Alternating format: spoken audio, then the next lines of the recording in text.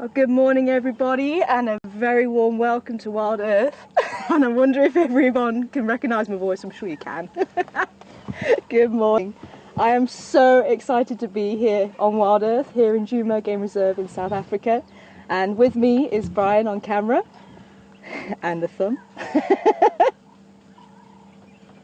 My name is Tara, for those of you who don't know me. For those of you who do, I'm sure you'll be aware how excited I am to be back. It's 3 years since I've been sitting in a vehicle here in Djuma. I don't know about you guys, I hope you're ready for the ride. I've got a lot to fill you in on. I think Mark actually filled you in on a little bit yesterday, but I just can't believe I'm back, and it's just wonderful, and there's a great team still here, and yeah, very excited. We've actually got some wildebeest in Impala for you at the moment, so just keeping an eye on the weather. It's a little bit choppy at the moment. We had a bit of rain last night, so we're keeping close to camp just to make sure we're not going to get any rain, because obviously we can't get the equipment wet. But I'll keep my eye on it, and hopefully we can venture further afield, because I'm sure you're all aware I am so excited to try and catch up with a certain lady, as I'm sure you are as well. But obviously everything else out there as well, because this is the sands and anything goes. And yeah, let's see what we can go and find.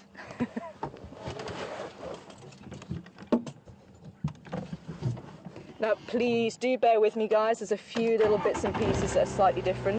I have warned Brian, so I'm... Watch out for the buffalo thorns. Oh yeah, I heard about the buffalo thorns. So this is Wendy, and I think we are going to be cutting over to Mark at some stage as well. So you have the pair of us today, which is absolutely fantastic. So that's a new concept for me, having two vehicles out. But let's just say a quick hello to the Impala and wildebeest, because even though they're fairly common, I actually think the Impala are such a beautiful antelope, and it's just so nice to spend a little bit of time, especially when they've got young. And I saw there's a few young actually just out to the right there, but they grow so quickly. They were probably born around December, January time, and where I'm working at the moment, it's about a 3-hour drive from here, and our females only just gave birth probably in the last 3 weeks. But it looks like these were a little bit older, maybe about 4 weeks, six weeks old, something like that. But they've obviously doubled in size already. And it's so wonderful to see such a large herd as well. There's 1 or 2 males mixed in around here.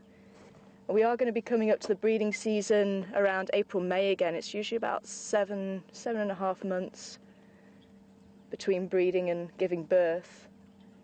But once the breeding season starts, you won't see males with those horns on them together. The males will start pushing each other out and holding a territory. But for the time being, there's no rivalry, and there's safety in numbers, because obviously they have a lot of predators to look out for. Unfortunately, Impala is on everybody's list to eat in the bush.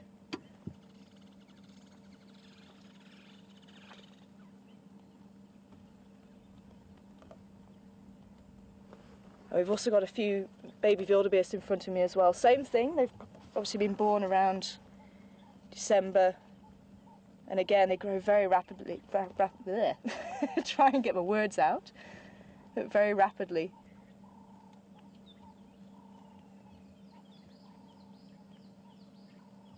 Now the reason for that is because, when they're small, they're vulnerable, so they have to grow quickly in order to survive. So they need to grow those muscles, get them nice and strong, and quite often on a nice sunny day, when they're this young, you'll see them running around chasing each other. And that's play for a lot of the antelope. But a lot of animals do actually play to increase their skills and their muscle, and to make sure they're nice and strong. There's something going on over there. There's a few males.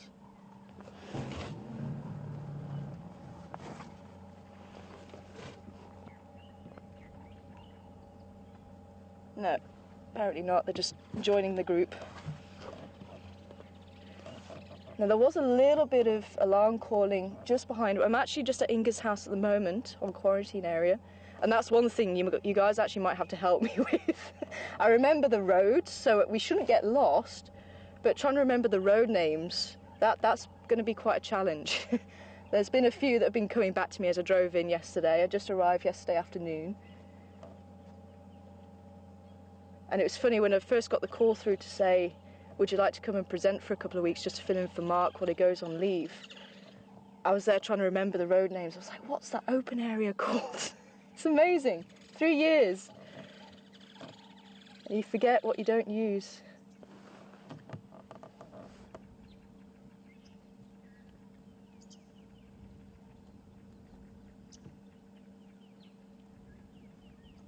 Check that mist coming in.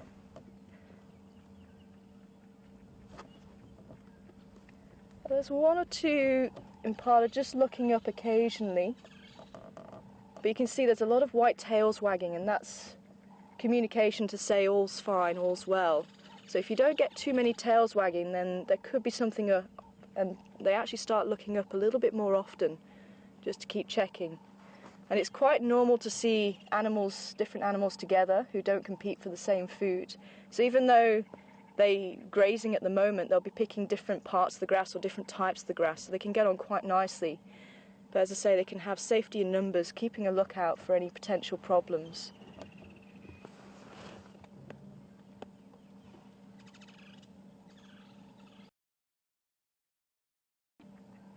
Yeah, you can see the horns on this one just walking over. Just a few centimetres long. They start growing when they're about a month old. Same with the impala as well, so you should start seeing the little horns on the male impala.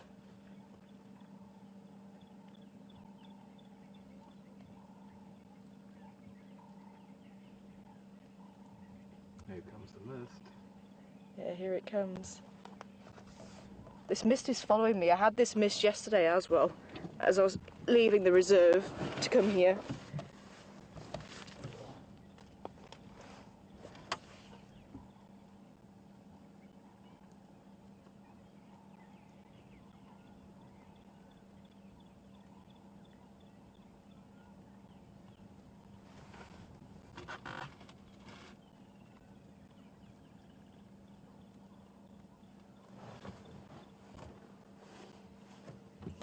And if we have any new viewers on board,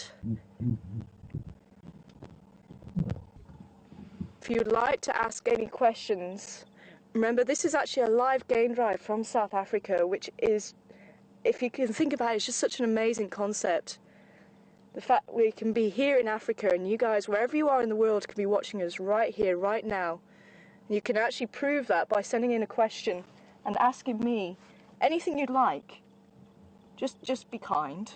It's been a while since I've been guiding, but you know, you could ask, and if I don't know, then I'm sure somebody out there can help me and answer the question. And that's one thing I really would like to have, the truth out there. So if I don't know it, I will tell you I don't know it, because I prefer to let you know the things that are real and what I do know, so we can get the real facts coming out. But if you would like to ask a question, then it's questions@wildearth.tv, and try it out, see for yourself. But wow, this mist is actually quite wet, isn't it? But hopefully it will lift, and hopefully we'll be able to head out a bit further afield. I'm relying on Brian to let me know if it's going to be a little bit too wet for the equipment. Well, we can try and see. Okay, well, shall we have a little wander around the other side of the quarantine area? And or actually, maybe we could go and just check out. I've not heard any more alarm calls from the impala, but maybe we can just check that out.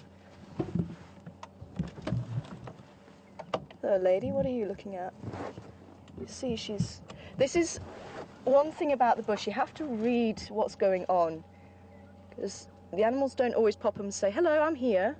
So you rely on the other animals to try and help you find the carnivores, because obviously the carnivores like to keep out of sight and make sure that they've got the element of surprise when they're trying to sneak up on the herbivores. But just check her posture. You can see she's focused. Her ears are forward, her eyes are forward, the nose is forward, so all the senses are honed in on one spot. So that could mean there is something out there and she's just keeping an eye on. Now if she thinks, okay, there is a problem, she'll give an alarm call, and that's universal. So even though it will sound different to the wildebeest and the zebra and other herbivores, they all understand, okay, there's something going on, that means there's a carnivore. And for the impala, it's a snort through the nose. Now there's actually another 2 or 3 females that have just picked up on what she's looking at. There's 2, yeah. They've all just stopped looking and stopped grazing, and they're actually just looking. But they think, okay, there's nothing going on because she hasn't given an alarm call, so they've put their heads back down. But you can probably see that they will pick up the heads a little bit more often if she gives the signal. Yeah, but this wind is a bit wet. Yeah, it is a little bit wet now, isn't it?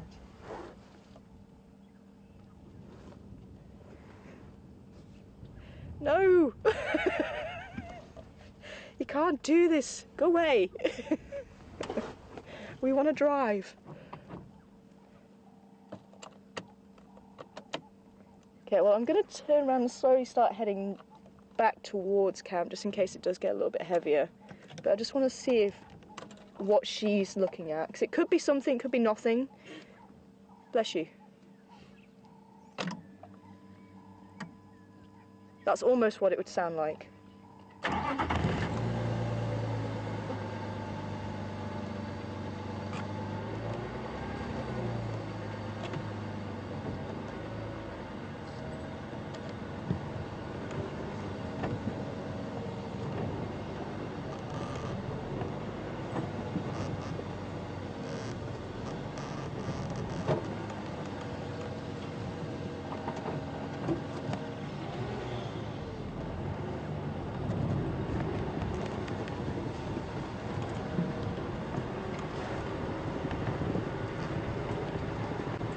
Now it could be she's seeing other antelope.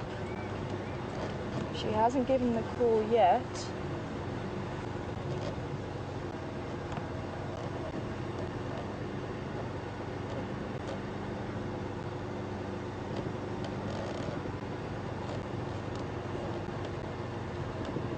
And obviously one of the other things to look out for, reading the newspaper in the morning, the tracks, and a lot of you do know I really enjoy the tracks, and I'm hoping in the next couple of weeks we'll get to have a couple of dung quizzes. Who dung it? That's going to make a reappearance. But that can also help to indicate where other animals are.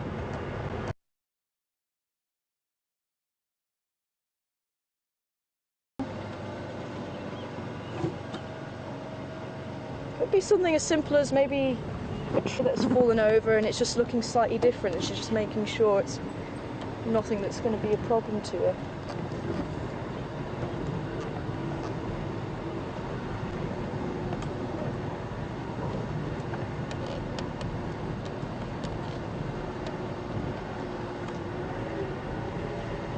And it's amazing the memories that come back as well.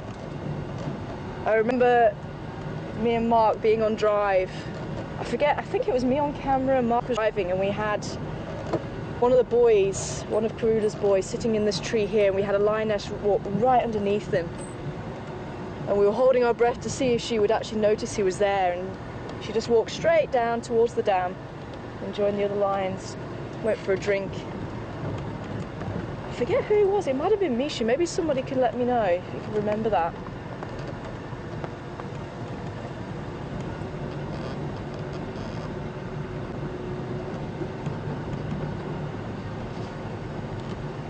Oh, what are you doing out in the open, little one?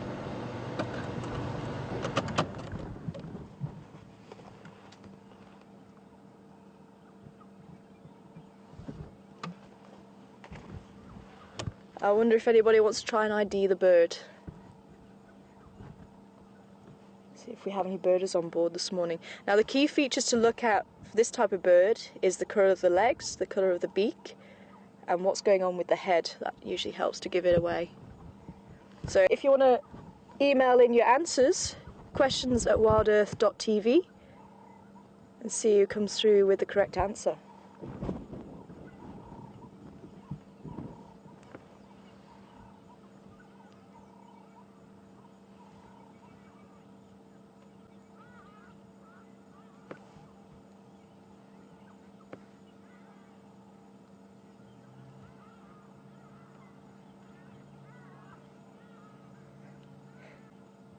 Oh, okay. Sorry, I'm just getting some information through from Pete there in the director's seat, saying if you'd like to send your questions and answers through to the Twitter.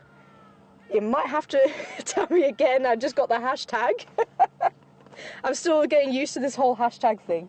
A lot of the students that I've been teaching over on the reserve that I work at, they're trying to teach me this whole hashtag thing, because unfortunately it's actually even worse communication in the bush that side. I live in a very different type of bush. It's grassland and savanna, but quite a different savanna, and I don't get any cell phone signal. I don't get internet, which is why I haven't really been in touch, which I'm very, very sorry. But thank you to everybody who has been sending some wonderful messages and support out there, and following me from what I was doing as well. Very much appreciate. But yeah, they've been trying to teach me this whole hashtag thing, and I'm still trying to get my head around it. But yeah, if you could send it again for me, please, Pete. So hashtag Safari Live. Oh, Safari Live, brilliant. So hashtag Safari Live. So if you would like to send questions and answers through, then that's the best way as well. So either the email or the Twitter account. So look, the bird's flown off, so hopefully we do have some IDs. Otherwise, I will let you know who it was in the next 5 minutes if no one comes through with any answers. We'll have a little wander down to Gowrie Dam. We're still okay, Brian? Yeah, I'm just going to have to put this on properly. Okay. Rather wet. Joanne and Valerie, great to hear from you, and you are correct. It is the Natal spurfowl. Oh, sorry, Joanne and Valerie. And this is going to be really interesting because I'm sure there's a few people that I'm going to recognise the names, and it's just so wonderful to hear that you're going to be on board. And we're just putting the hood over the camera so it might go a bit blank. Oh, and that's a sound I haven't heard in a long time. That chip chirr. The woodlands kingfisher. We don't get it around our way. We had it once, and then it flew off again. We're just on the cusp, I think, of where it actually likes to come back. 'Cause it actually migrates towards the central part of Africa during the winter, and then comes back down to South Africa during the summer. And I think we're just on that boundary. So it's only three hours drive from here.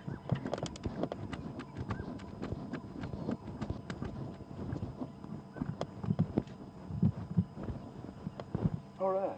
Awesome. So the camera now has its little hood. That's amazing.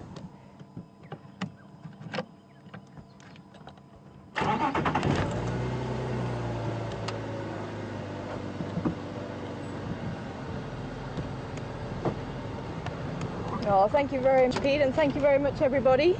It's great to be back.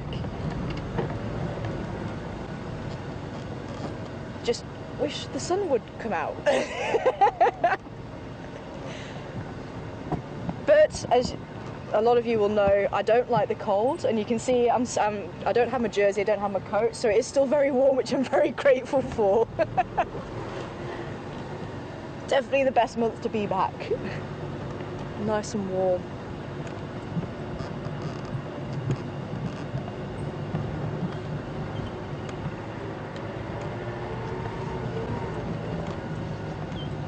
Oh, Gowrie Dam.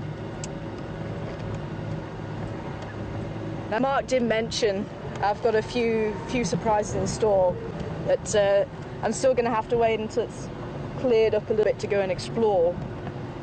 But I can't wait, because if you remember, we left just after the cyclone hit in 2012, and that actually caused quite a bit of damage to the dam wall here, which I see has obviously been fixed and it's been well used again, so you would never know if you didn't know about the cyclone.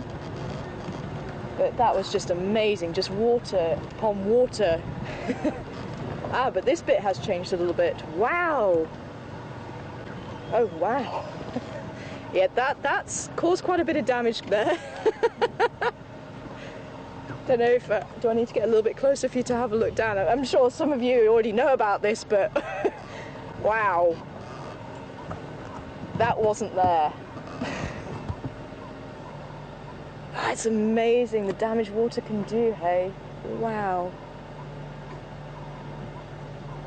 Okay, how do I get down here then? Because obviously this bit of road, oh, you have to go around apparently. Oh, I see the road now. Because we used to go down there. Apparently not anymore. Oh, we have some ellie dung with a lot of discarded marula fruits. I don't know if you am I a bit too close for that, but you can get it.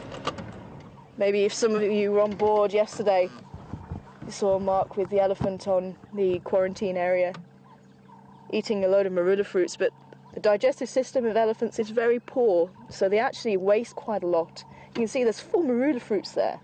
If ever you're in a survival situation, you can actually take those fruits, wash them off them, eat them. Very high in vitamin C.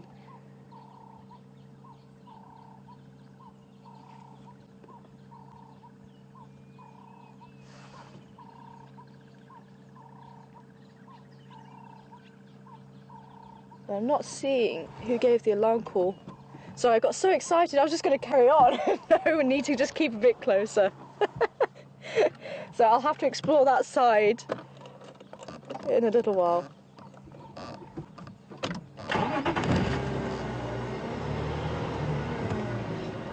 So let's just we'll have a little drive around this little area and just see if we can find who gave that alarm call.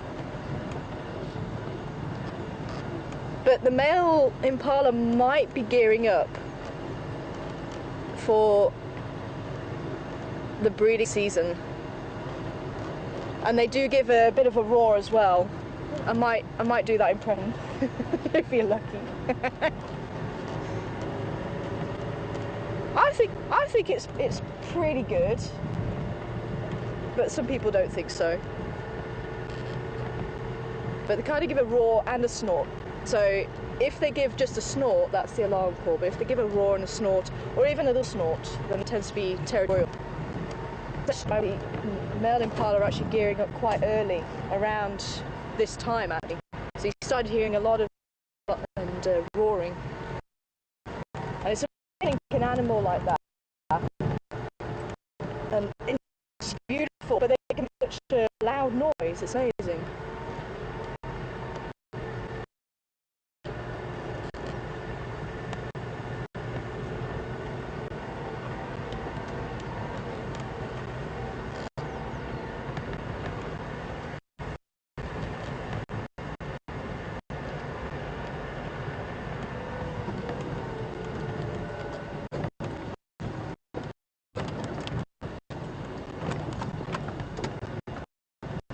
Oh, and it's nice to see it so green as well.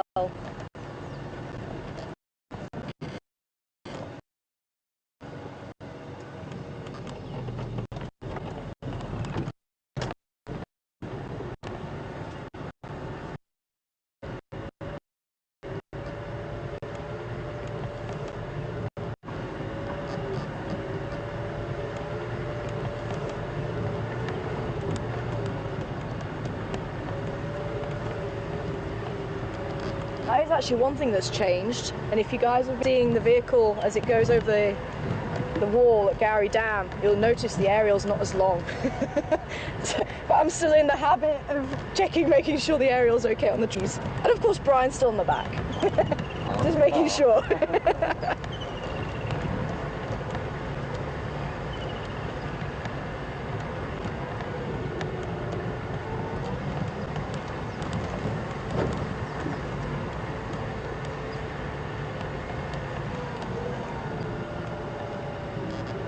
Actually having that little bit of rain has reset the newspaper, so whatever we get over the top of the rain will be nice and fresh.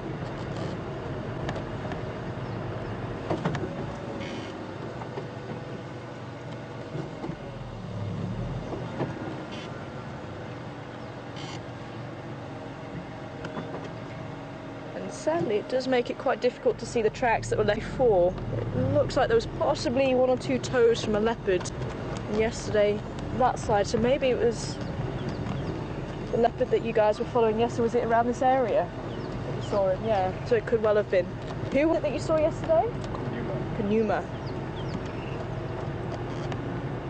It's going to take me a few times to remember his name.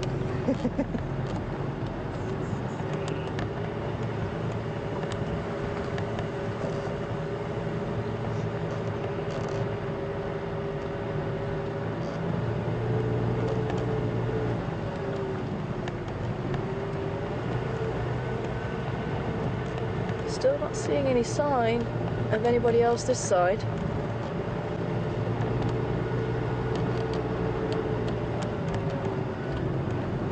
Good morning, Josie. And this is in from the Twitter. It's good to hear you're on board, Josie. And she'd like to know if I'm going to do some of my bird impressions. Well, you've had the Woodlands kingfisher, but I'm sure there'll be a few more along the way, and maybe one or two animals as well. But I'll let the new viewers settle in a little bit. Before they think, oh, this blonde girl's a little bit crazy, which I suppose they would be a bit right, but oh, it's just so good to be back.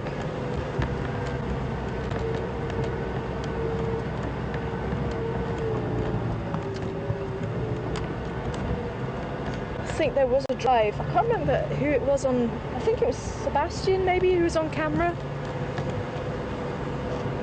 And we were actually doing animal and bird calls all the way through the drive. That was quite fun. How's your impressions? My impressions? I don't think much better than yours will be. I like your Woodlands kingfisher. That's a pretty good one. I think that's about it, actually. Oh, we'll see, we'll test you.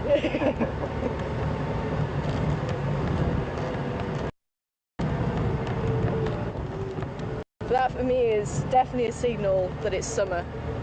It was always the one that we were waiting for. And you get the cuckoos as well, they're another one. Ah, we got some adult wildebeest this time.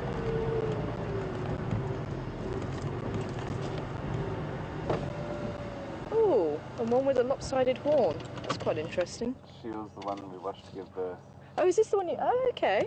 And then it's out. Oh. It was named after me. Yep, that's my wildebeest's mom. Oh, so I'm just being told this is Brian's mum. Brian's mum. Stepmom. We're stuck in a little while to compute then. Wow, that's amazing. And you actually caught the birth live on Drive. That is just fantastic. That's something I still haven't seen live. It's a birth. We actually sat and watched a blesbok, which is another type of antelope, probably about the same size as the impala. You don't get it here, it tends to be in the grassland areas. So it would be the equivalent, if you like. And it's got a white face, and it looked like she was trying to give birth, but I mean, we stayed probably about 3/4 of an hour, and then we had to start heading back because the guests were hungry.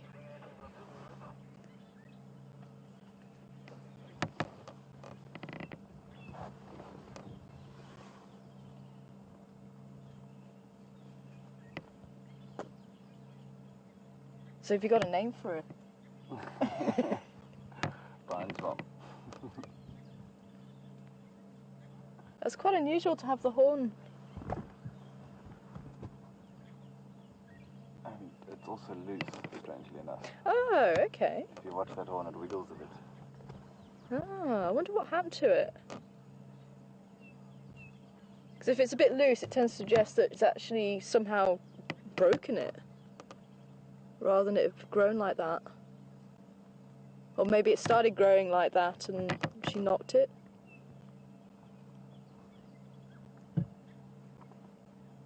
But that is one thing about animals, they're very resilient. And you'll be amazed at what animals can actually survive with.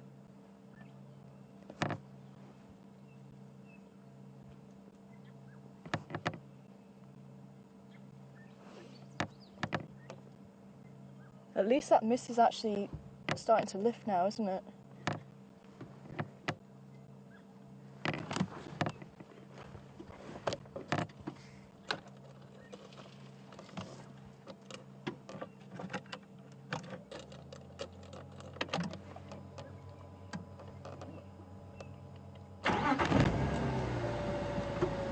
Oh, hello.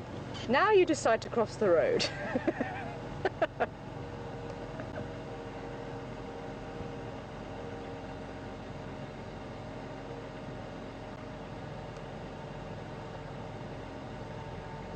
Okay, any more? No?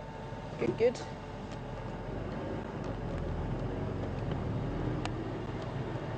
So we'll take a drive up the other side of quarantine and just make sure this mist has, it looks like it has lifted quite a bit now.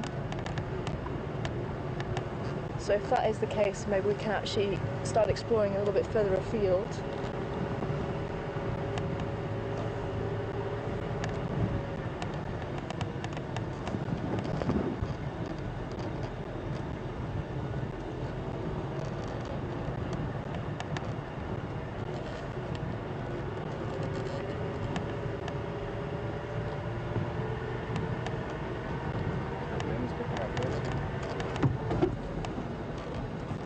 Yeah, a little bit.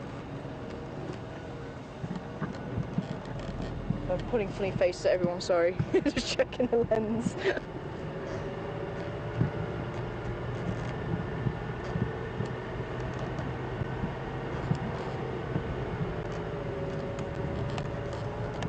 Or elephant dung in the road with all the marula fruits in it.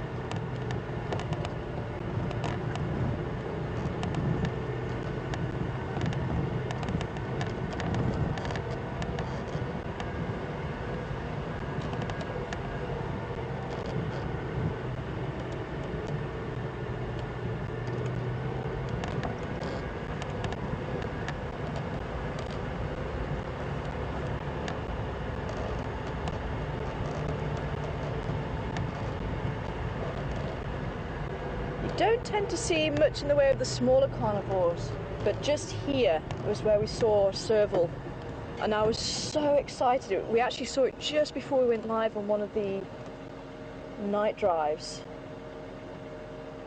and it was literally just next to us. I was like, we've got to go live, we've got to go live, and literally just as we went live, it turned tail and ran. But that was such a wonderful surprise. And this is so weird. Having a second vehicle out, this is wonderful.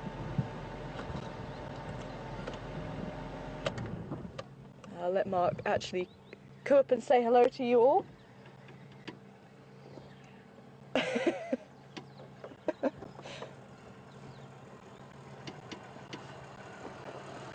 Hello. Hello.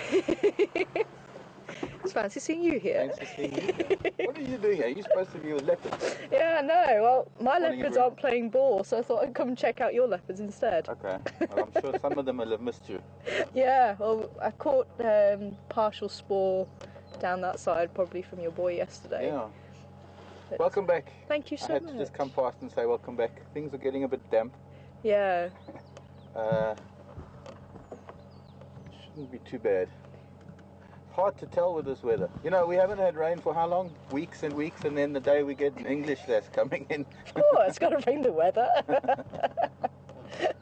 I brought it all the way from the reserve as well. This is exactly what it was like. To rain all the way down here. Well, yes, enjoy. Thank you so much. It's good to be back. Definitely, it is. It's just wonderful. Yeah, I know that feeling. I had that feeling a couple of months ago. I'm going to move around a little bit, see how this is going. Problem is that it looks like there's another squall coming in. Yeah, we saw Weird that actually. how much wetter it was up on Zoe's road. You can Yeah. actually see it. Probably because it's higher ground. But if it does come down again, you go to the shelter. I'll go to Carpool. Yeah, well, I'll keep. I'm just worried about water getting in here because that's what happened last time. Ah, okay. And Good we to had to know. replace things in the dashboard. Yeah, I'll keep fairly close to camp just to make sure. We'll give it another half an hour Yeah, and then maybe go and did you see that explore. tarpaulin? Yeah, on quarantine. Oh, yes. Yeah, called Little House on the Prairie. Okay. Pull in under there if it gets too wet, and then we can still talk to everybody. Ah, that's very cool. I like that a lot. I should get my books back. My books are getting wet. But I'll see you. Enjoy your drive. I'm going to go and look for things as well. There was Awesome. a herd of Ellies up on Zoe's, but they must have crossed Triple M by now. Okay. Yeah, it might still be a little bit far at the Yeah. moment. Cool. See you later, everybody. Catch you later. Catch Hope you you found later. something interesting. I hope so. Bye. Awesome.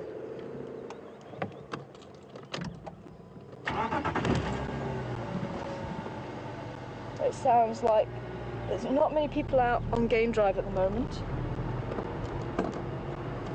Haven't heard the game drive channel go.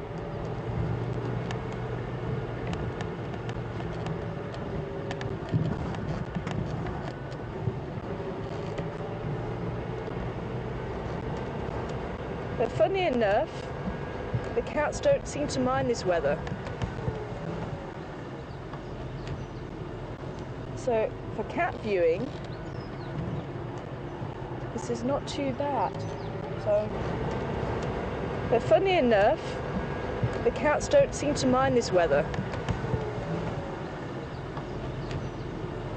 So for cat viewing, this is not too bad. So I'm keeping my fingers crossed. I was saying I was actually hoping to see some leopards my side, because that's what I've been doing for the last 3 years actually, studying leopards over in Liveberg. Very, very different place to this. As I say, this is quite flat compared to that side. There's a lot of mountains and it's very short grass on top and savanna in the valleys. So it's quite a different habitat. And I'm studying the movements of leopards there, but they're quite shy that side. They're not used to vehicles and people as much, so we don't see them very often. So it's been about 8 months since I've seen one of the leopards there, and it tends to be when my main female has given birth and she's had the cubs for about a year, and then we start to see them.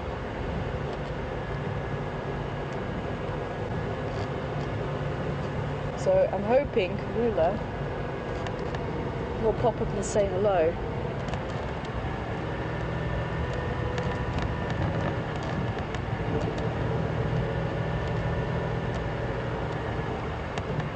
Now, you might wonder why I'm actually driving around the dung, because there's a possibility there's a few animals living in the dung or eating the dung, so it's very normal to have game drive vehicles drive around the dung or drive over the dung,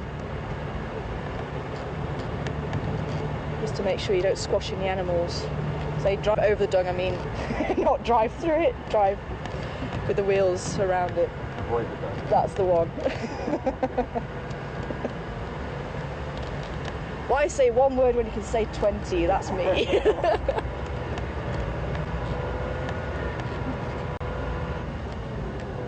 Getting a little bit wet again. But it's nice that we've got a hood this time, because even all of that mist we would have had to have headed back.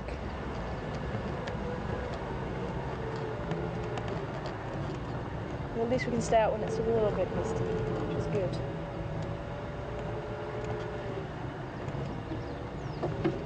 Okay, not too much. Okay, I'm gonna head down towards Gowrie Dam and maybe Chelapan and just see, because I say the weather is lifting slightly, but at least we'll still be close enough to make it back. Oh, baby elephant track! Oh wow! You get that? Yeah. Wow, look at the size! That's a baby. Oh wow. Unfortunately it's going to be a little bit of an angle for you guys, but maybe if I can actually hold up my hands. Are my hands in shot? Not really. Not yet, No. Try again. Okay. That is probably about the size of an adult's foot, and that is the size of the baby elephant. And maybe for some of you that don't know much about tracking or haven't been on board when we have been doing some tracking, as I say, this is one of the best ways to see what's happening with the animals. There's obviously the tracks they leave behind, or we call it spoor as well, so you might hear me say spoor. But for the elephant, you can see it's quite an oval track, and I'm hoping it's going to come out. Can you see it looking quite oval, or is it a bit blurred? Okay, cool. So the front foot on the adults especially is nice and round, and the back foot's oval, so that's how you can tell the difference between the front and the back foot. And you might just be able to make out one or two circular ones on the baby, but for the most part it looks like the back foot, and that's quite normal when animals walk. If you think about maybe how your cat or dog walks at home. They put the front foot down, and if you watch them carefully, quite often the back foot will go over the top. And that's what happens, especially with the cats out here as well, that they put their foot where the back foot where the front foot was. And obviously with the carnivores, that's very useful, because when they go into stalk mode, they don't want to make any noise. So for the cats, if they put the back foot where the front foot went, if they've put the foot on a twig, it can't break in the same place twice. And it's the same for a lot of the antelope that live in the thick bush like this, like the kudu and the bushbuck. They'll also do that. But if you look at the impala, they don't tend to do that, because they live out mostly on the open plains. They will live in bush like this as well, but they do live out in the open plains, and they don't need to worry about the noise too much, because obviously they're out there. People and animals can see them. So if you ever listen to a herd of impala, it actually sounds what a herd of elephants should sound like when they're moving through the bush or the grass. But the elephants are actually very, very quiet, and there's another reason for that as well. If you can see the size of the elephant track, as I say, the adults are about this big, so they cover a lot of ground, and it's very soft. And elephants actually walk on the tip of their bones, so if you can imagine inside of an elephant's foot, this is exactly what it looks like. So they have the 5 bones. They walk on the tip of their bone, and all of this under here is actually cushion. And that's why you have such a big elephant foot, and it moulds around things as well. So wide area, moulds around things, and actually they move extremely quiet. And they almost like the ghosts of the bush, because you don't tend to hear them until they're there. Which is amazing when you've actually watched a herd of elephants cross and you can't hear them. Absolutely amazing. But a herd of impala, yeah, it sounds like they should be a herd of elephants.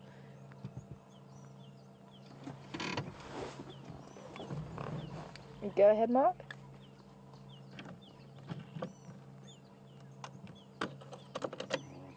Copy, thanks, Mark. Okay, Mark's also saying there's quite a lot of moisture coming in again from that side.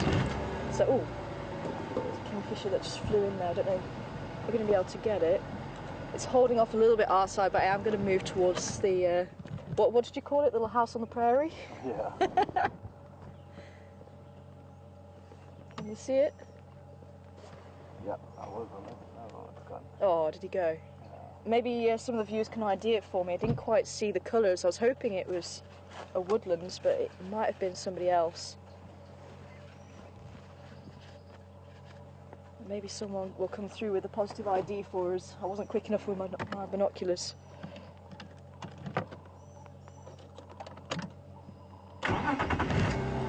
Okay.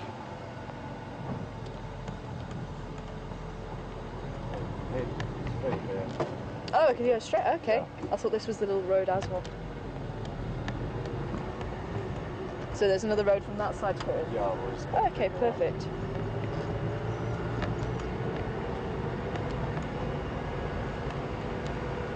Oh yeah, this moisture is coming in from this side. Well, unfortunately, we can't predict the weather too well. And we can't control it, which is even more annoying.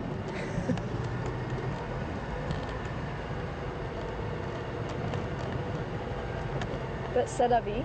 But at least you can see we do need the rain, and that's one thing actually. Coming from the UK, I don't want the rain, but being in Africa, you're like, yes, we need the rain. Come on, bring on the rain.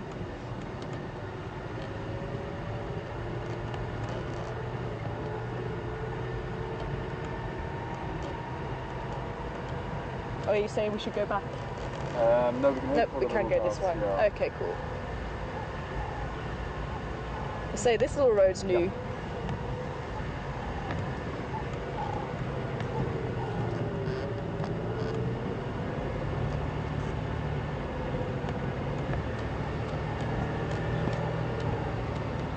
Oh, and that wind's picking up as well.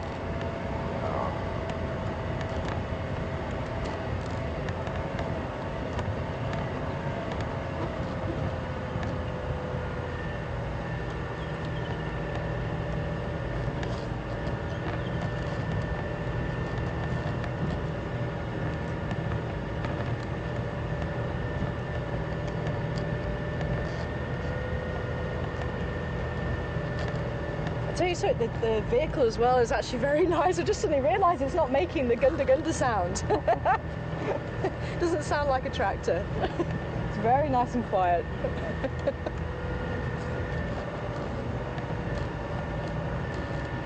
So you say, is there a little road leading off here to get to it? Yeah, that's it. Okay, perfect.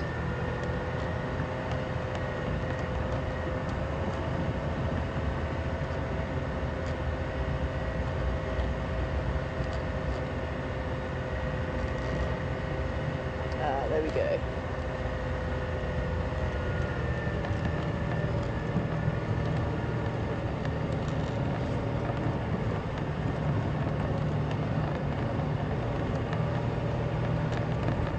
And one of the wonderful things about the Sabi Sands, especially here at Djuma, I say you just don't know what you're going to get. And I keep looking at the termite mounds, thinking, is that a lion's head? The amount of times I have been caught out.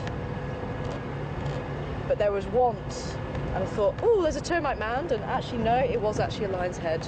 So I'll always check, just to make sure.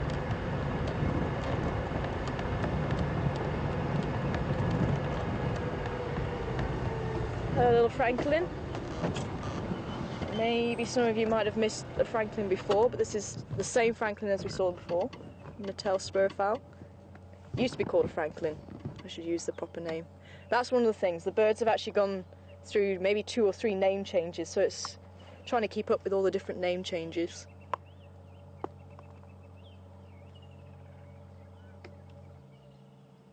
So this guy is very easy to identify. Just look at the beak and look at the legs. Nice bright orange and quite a dark brown all over. Hello, why are you coming towards us? Don't charge us. Are you seeing us as shelter? No, decided not.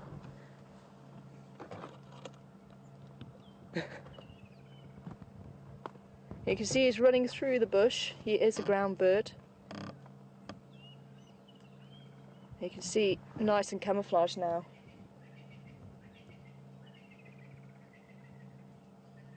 And they will nest on the ground, and their eggs will actually be camouflaged to hide them away from predators, whereas birds that nest in the trees tend to have white eggs or light eggs, because it doesn't really matter if they're seen or not, 'cause quite often the nest actually hides them.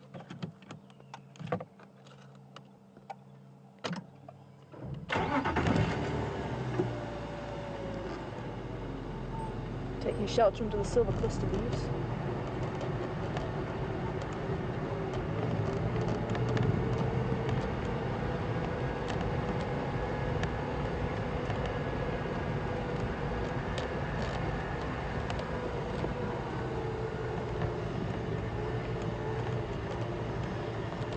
Maybe this is what she was looking at. The impala that we saw earlier on. Actually, you can still see the impala from here, which is very cool.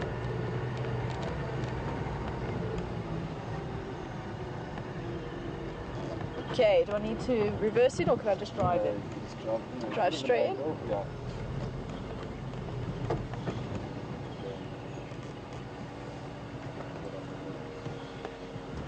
How's that?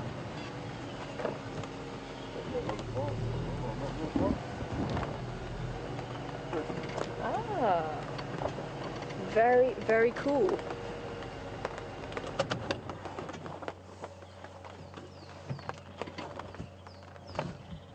Yeah, this is exactly where she was looking.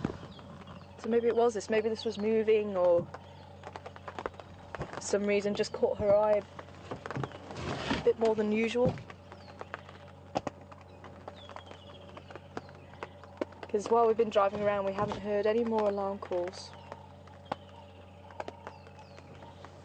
But even from here you can see those white tails flicking. And this is one of the reasons why you should never wear white in the bush, because it sticks out like a sore thumb. And if you notice, if white is used on the animals, they'll have stripes, and stripes or spots, and that'll help to break up the outline of the body. But if it's on a tail, quite often they'll have a darker colour on the top, and they can actually curl the tail under so they can hide that white and use it when they need it.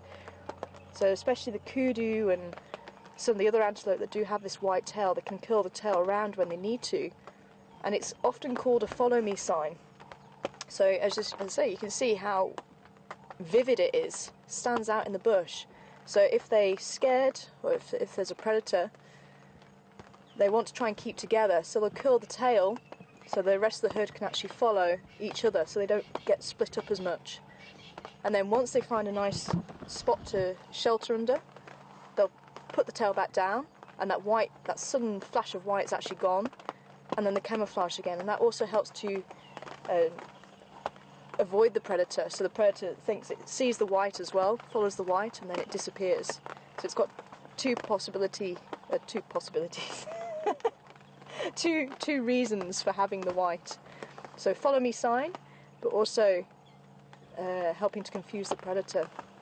So once that white goes, they can just camouflage themselves against either the bushes, maybe behind a rock, and hopefully wait there, and they'll actually freeze, and hopefully the predator will move on because they've lost him.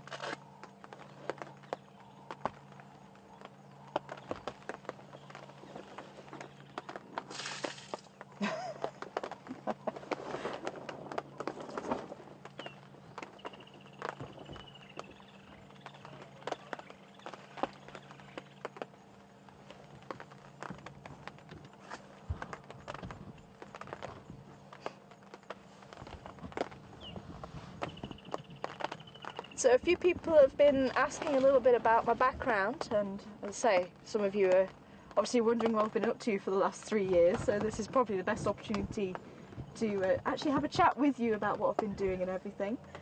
So for the new viewers, I'm sorry, I do actually talk quite a lot, and I do apologise.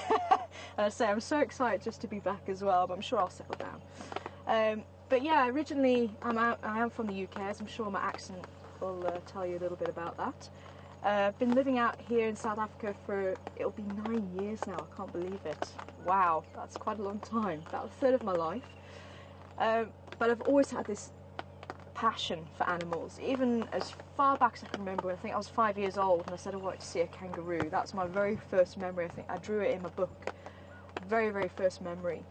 And as I started growing up and they said, you know, what do you want to do? And I remember saying I want to study animals, I want to be a wildlife protector and photographer was my answer when I was about 10. And every step of the way, it's kind of led me to this and to what I'm doing today. So I did zoology at university, and I worked in a wildlife park for a few years while I was at university, and also a couple of years afterwards, working with quite a number of different species. And then I moved out here to become a guide, and I was there in the Waterberg, which is probably about 5 or 6 hour drive from here. Again, very, very different, very mountainous. The vegetation was very different. I did my training close to the Waterberg as well. And then I had the opportunity to come about 3-4 years after my training to come and actually present here for WildEarth. And I was blown away, because the Sabi Sands and Djuma, which is where we are now, it's just breathtaking with the wildlife. And obviously we haven't seen too much of the big animals, but just, you know, even just the small interactions that you see with the impala and the wildebeest, and anything can happen. I heard a hyena first thing this morning, and say anything goes, anything can come through. They've seen, as I say, we've had serval here, we have had caracal sightings on occasion, I think further around the area, pangolin as well, which you don't really get a chance to see very often. Even the interactions with the lions and the leopards, and it was actually following Karula. As some of you know, Karula, or quite a few of you will know, Karula is the main leopard in this area. She actually, we have about 1,000 hectares, and she pretty much covers the whole of that 1,000 hectares, and plus a little bit around the boundaries. So she's usually the main leopard that we tend to follow, but there's members of her family that she interacts with on quite a regular basis, which is not normal for leopards. And this is what makes the Sabi Sands so special, because we're actually learning a lot more about leopards than what we ever knew about. And I think because of the guiding, it's been open for about 60-70 years as a game reserve, which makes a big difference to the animals, because they get used to seeing the vehicles and the people, and it's part of their everyday lives. So we've been able to follow them and see behaviour that sometimes has never been documented before. So I had this opportunity and I took it with both hands and said thank you very much, and learnt so much about leopard. It actually drove me to go on and do leopard research. So that's what I've been doing for the last 3 years over in Leidenburg, which is quite a small town, small mining town. Probably about 35 kilometers outside of town in the mountains, and again very, very different to here. And again, it's actually more like the Waterberg, which is where I first started. And the vegetation, there's some trees that are found here that's found there, and some trees that are found in the Waterberg that are found there, so there's a nice mixture. And I have remote cameras, and I actually picture the leopards. I have quite a number of camera traps out now, probably about 40 or so it's quite a big network. So my days are filled with going and checking the cameras, which is what I did yesterday in this weather on a quad bike. Going up the mountain on the quad bike, it was quite fun. But yeah, so I gathered all the data and go through the data, see what we've got, and we've actually found 2 or 3 new species for the property. Some of you might know of the Simango monkey, which we don't tend to get here. I think there's maybe 1 or 2 spots I heard of around here that might have it, but it tends to be more of a forest monkey. And as I say, it's a new species really for me, because it is usually a forest species, so I don't tend to know much more about those species. And he was found on top of the mountain in grassland with grass this short, which is completely alien. So he must have been moving from one forest area to another. We haven't seen him since, but it was nice to actually have caught him on camera 2 or 3 times, and we never had any other sign of him, so without the cameras we wouldn't have known he was there, which was amazing. And Cape fox as well we found there as well, which unfortunately we don't get here. So a lot of different species that side. And what I'm trying to do is work out the movements of the leopards, how they differ. As I say, Karula here utilises probably about 2,000 hectares. That side, the female I was talking about, she's called Diamond Girl, she utilises probably about 5,500, maybe 6,000, maybe more, because my cameras haven't actually got to the edge of her realm, if you like. So she's using 3 times more of an area than what Karula does. And it could be because the prey is very different there. The prey density will have an impact as well. So you saw big herds of impala, wildebeest as well. There's a lot of prey around here in such a small area. So technically speaking, you can have a lot more carnivores because there's a lot more food. Whereas that side, it's quite a lot denser in vegetation in the valleys and then very sparse. So it's going to be very different for the leopards there. So they do use the mountain areas quite a lot more than what they should do, I think, which is one of the things I'm looking into. So yeah, it's just seeing the differences, and because leopards are so diverse, they live in such a diverse habitat, they do react differently to different factors. And to actually have little projects, so I'm a little project and there's probably about 39 other leopard projects around South Africa, and we're all gathering data on those leopards in that area, and hopefully we can combine that and see how leopards are similar in their behaviours and also different in their behaviours. So that's kind of it in a nutshell, and using that to really help conserve the leopard, because to this date no one has been able to give a true estimate of how many leopards are in South Africa, Africa, or even the world. It's amazing. So hopefully with this technology we can actually get closer to an estimate and actually figure out how many leopards there are. So that's also what we're hoping to achieve as well. So yeah, if you have any questions, I'm sure there's a few backing up. So if you would like to send any questions through, I'm sorry I've been yappering on so much, but as I say, it's nice to actually fill you in on what I've been doing. And as I say, give you a little background to those of you who don't know me. And yeah, so if you would like to ask any questions about what we've seen or anything that springs to mind, then it's questions@wildearth.tv, and the Twitter is hashtag Safari Live. Safari Live.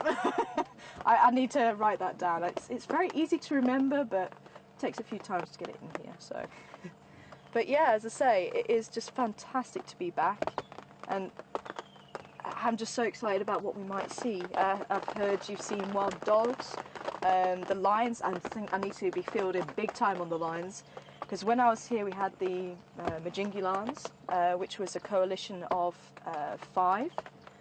and they pushed the Mapocos out, who were the reigning lions here in this area, but they got pushed to the west.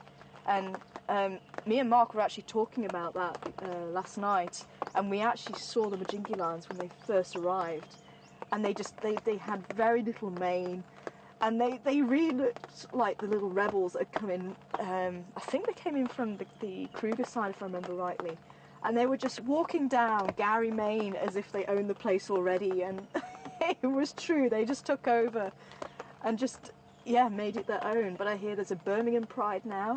When I was here, there was the Sticks and the Salalas and the Unkahumas, and this was almost like the boundary point. And so we had those different groups of lions coming in here. So I need to be, I think, brought up to date about all the Birmingham pride as well. And yeah, just amazing to hear how it's changed. And that's one of the things I just love about nature. You know, it's constantly changing. But maybe I should actually shut up a little bit and see if there's any questions that are coming through. And we can listen to maybe the birds just for a couple of minutes, if there is any.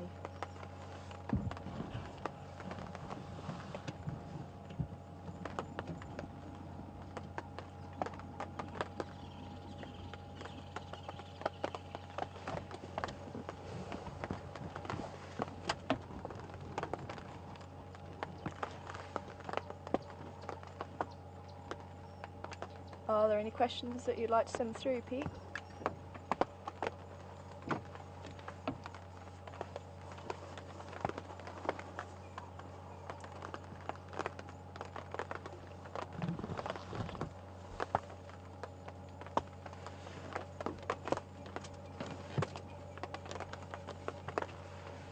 While Pete's finding a question, just looking through the branches, it looks like it's actually a green cluster leaf.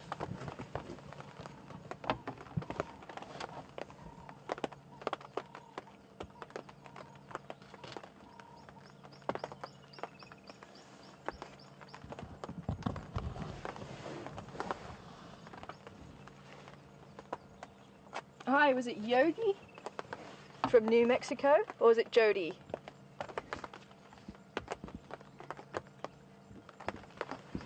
Jody. Hi Jody, great to hear from you from New Mexico. I'm wanting to know about the marula fruits in the elephant dung, and do other animals eat them? As I said before, if you're in a survival situation, you need to survive, you can take marula fruits from the elephant dung and actually eat them. You can also take the elephant dung and squash it, squeeze the water out, and you can actually drink it because there's a lot of moisture in there as well, if obviously you're in a survival situation. I won't recommend it otherwise. But yeah, there are other animals that do utilise the marula fruits. So you get, especially the hornbills. I'm surprised we haven't seen any rooting around in there to find the marula fruits. But you do tend to get those, and any other animal that eats marula fruit if they're hungry enough, and especially, as Mark said, they're going to be coming towards the end of the fruiting season, so they're going to become almost like a commodity that they need to gather before the end. So yeah, any animal that does eat marula fruits, like the nyalas and especially your browsers, they tend to eat a lot more fruits. I haven't seen the go-away birds and the fruit-eating birds, but I'm sure if they're there and they're available and they're hungry, I'm sure they would actually eat them as well. But certainly the hornbills are the main one. And obviously, if they get picked up and they fly away and start eating the marula fruit, then obviously the nut's going to drop out as well. Love it. I'm sure you're able to pick that up. There's probably about 2 or 3 woodlands kingfishers calling that chip chirr.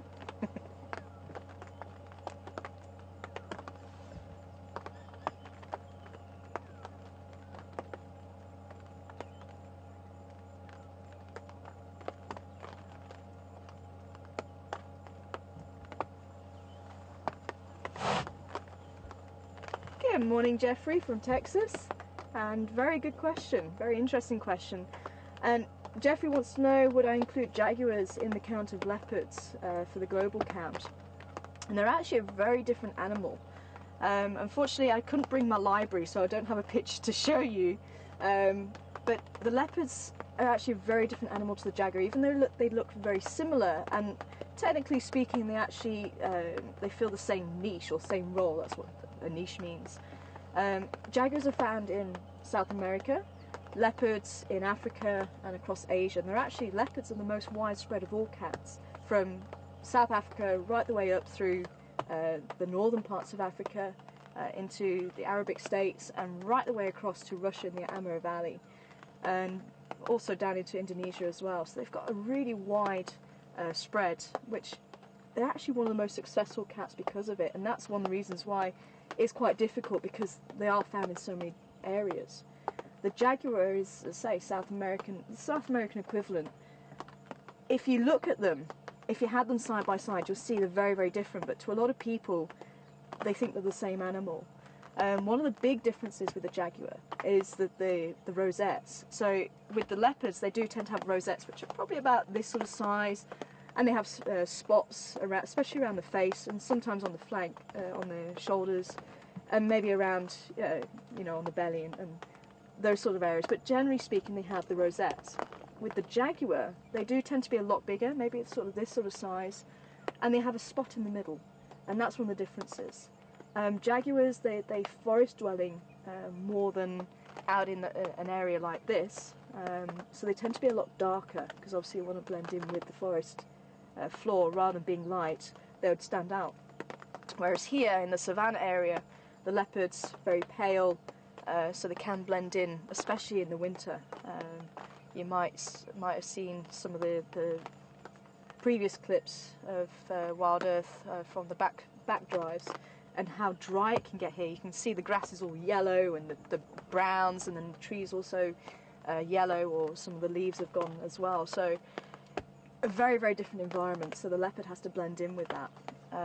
Both very stocky, they're roughly about the same size, so it's actually probably a little bit more of a stockier, quite wide, from what I can remember seeing the jaguars compared to the leopard. But as I say, the leopard also has this very big chest. As far as I know, the jaguar don't put the kills in trees, but maybe someone can actually correct me on that. But as far as I know, they don't. So the leopard are the ones that climb the trees to put the kill in the trees. And just to bring in the other spotted cat, because a lot of people get mixed up with the leopard and the cheetah. The cheetah have spots. They don't have rosettes at all. It's all spots all over the body. Very streamlined, quite a small head, and they don't have that wide chest, because obviously they need to be able to run. So they need to be streamlined, a sprinter.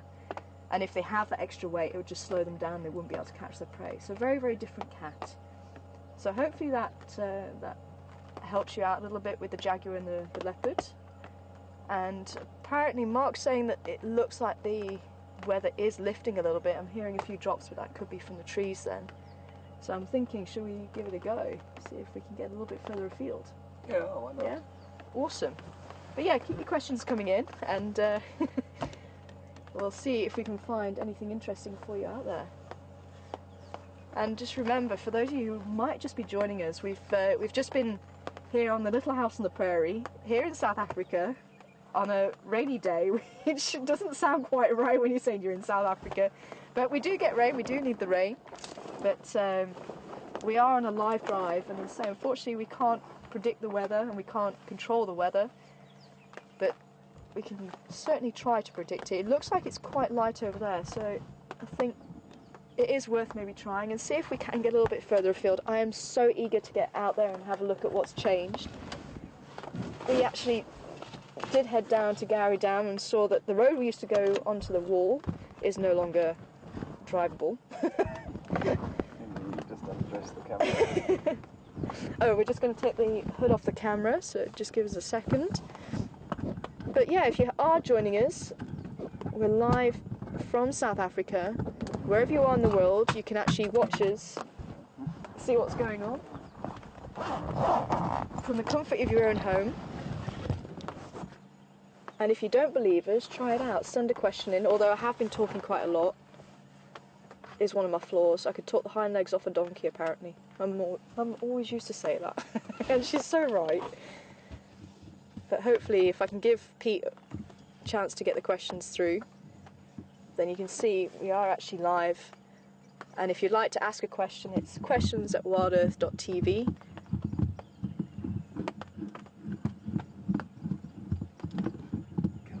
And as you heard, you can ask anything, and if I know it, I'll give you the answer.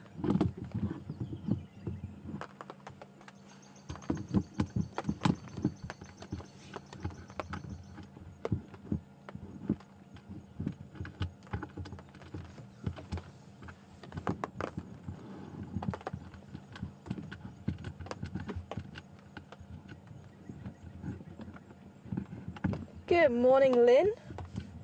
It's good to hear from you. And you're from Michigan. I've just suddenly remembered I'm going to have a lot of fun trying to pronounce some of the states' names. I still need to remember Arkansas. You see, I do remember that one. I used to call it some weird and wonderful names. But welcome on board, Lynn. And you'd like to know, is there any other animals I would like to see in the next couple of weeks while I'm here? And I must admit, as I say, leopards have always had a soft spot in my heart. I've always had that for them, just like Mark has with the elephants. But it's just so exciting to be here in Big Five country. Well, actually, it's the Magnificent Seven, because wild dog and cheetah are also here. And there are a few species. One of these, I'd love to see a pangolin. And that's all, I've always said that. I'd love to be able to catch up with a pangolin. And unfortunately, the time it was actually seen, and apparently it was just walking in amongst, I think someone stopped for a drinks break, and they'd seen the pangolin, and they went further afield and had the drinks break, and somehow the pangolin actually made it up to them, and the pangolin was walking around in amongst everybody's feet. Can you imagine? And we were all on leave. That's what really rubbed salt into the wounds. So it was I think it was the week we weren't here. But that would certainly be awesome. And as I say, some of the smaller carnivores as well. Just anything goes. I'd love to see the wild dogs if we're lucky. Cheetah is not really the right habitat for the cheetah. As I said before, they really sprinters. So they tend to hunt in open areas. But one thing I love about nature, they don't read the books, these animals. They do what they need to do to survive. And there was actually a cheetah where I used to work in the Waterberg, and she learned how to hunt bushbuck, which is not normal, because bushbuck tend to live in quite thick, bushy areas. This is still quite open for bushbuck, but you might see them occasionally.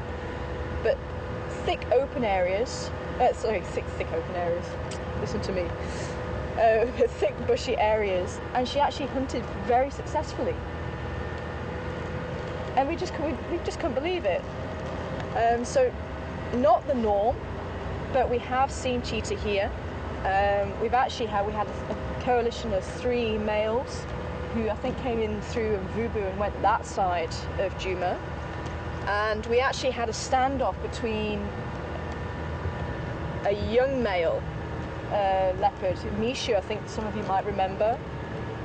And what was amazing was that Mishu didn't know what to do. Now, cheetah are unfortunately at the bottom of the carnivore hierarchy, if you like, because they are small, a lot smaller compared to the other carnivores, especially. So even though they're smaller, the cheetah carnivores, especially the lions and the spotted hyenas, leopard are very stocky. So even though they're smaller, the cheetah are actually a little bit taller than they are. But as I say, the cats are stocky, and the cheetahs know they're no match for them. And I remember Penny actually told me of a sighting where a leopard had taken the kill from a cheetah, taken the kill up into a tree, and actually killed the cheetah as well, and took the cheetah up into the tree. So they're not the best of friends. And Mishu, this must have been the first time this leopard had seen a cheetah, because he, as I say, he didn't know what to do, and he was actually crouching, and we were going towards where the cheetah was, and we suddenly saw the Mishu in the grass, and he was just sort of putting his head up, and his ears were flat, and he was trying to keep as low as possible not to be detected. And as soon as the cheetah had realised he was there, the cheetah became very nervous, and it was kind of looking around for its escape route, and that was the signal Mishu needed. And Mishu was like, "Ah, you scared me. Okay, cool." And he actually got up and he ran at the cheetah, and the cheetah was off. He'd gone out of here. But it was just amazing to see that behaviour and that interaction. And it's the animals and the birds. Oh, wow, look at that cloud behind us.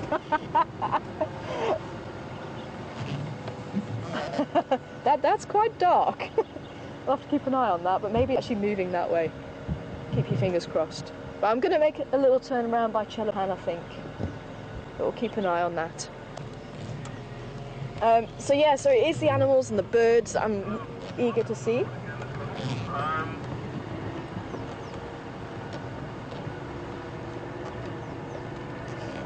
But it's also these fantastic interactions, and it's the animal behaviour that has always captured me and always captured my imagination. And I'm just hearing that Mark is back online, so I think we're going to cut to Mark and see if he's got anything interesting, and you'll actually have a bit of a break from me yabbering on. But it has just been so wonderful so far, and thank you very much for listening, and I'm sure I'll be back at some stage. So enjoy your drive with Mark, and we'll see you later.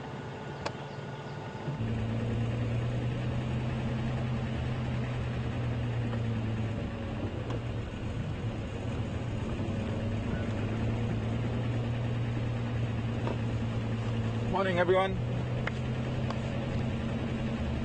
Very big black cloud ahead of us that I'm hoping is moving to the northwest. Well, welcome to the other half of our morning drive this morning. My name is Mark. Andrew was with me on camera. Saw you a little bit earlier. You were with us from the beginning. And so far, lucky that the cloud seems to have lifted on this part of Djuma for now. And I think that's what it was hanging over us earlier. It was very low mist and it was very, very dark. Beautiful big black patch.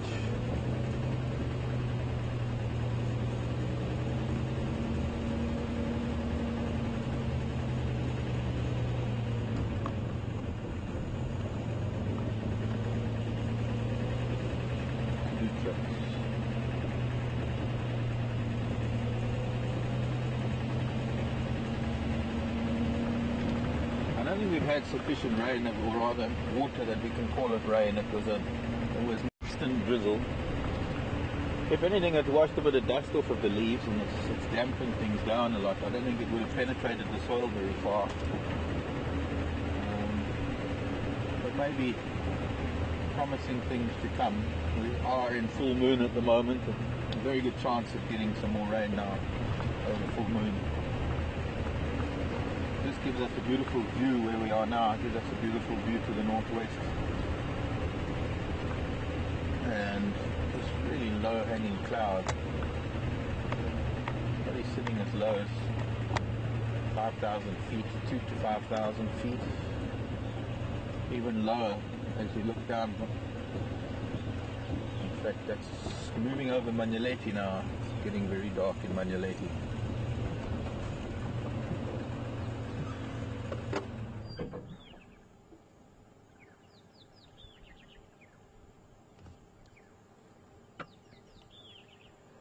Great having Tara back, and great to be able to do a double drive with her for now, and maybe when I come back we'll be doing some more.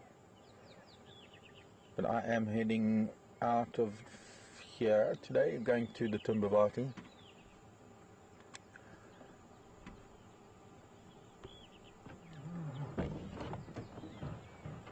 Time for Timbavati Temple.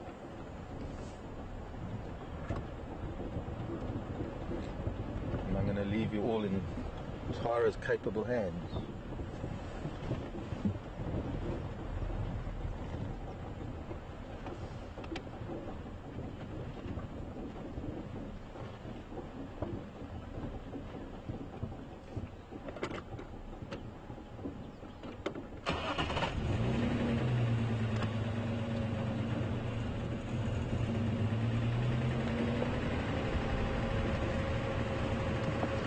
The good thing about this little drizzle and this little bit of rain is that it pretty much wipes the slate clean. Although it'll solidify tracks that were in the sand, it puts a patina on the sand, it changes things dramatically, so that any new tracks will be quite distinct, and the key here is going to be finding something of significance to follow. We're going to go back to Aubrey's Road. Thought I'd check this open area. Looking much lighter in the southwest now. Contrast between what we were looking at a minute ago and 180 degrees in the opposite direction. Some more low mist to the west, but it looks like it's lifting for us. That's encouraging. We'll go up Aubrey's Road, we'll go up onto Bittles of Cutline. See what cats might have been moving up there.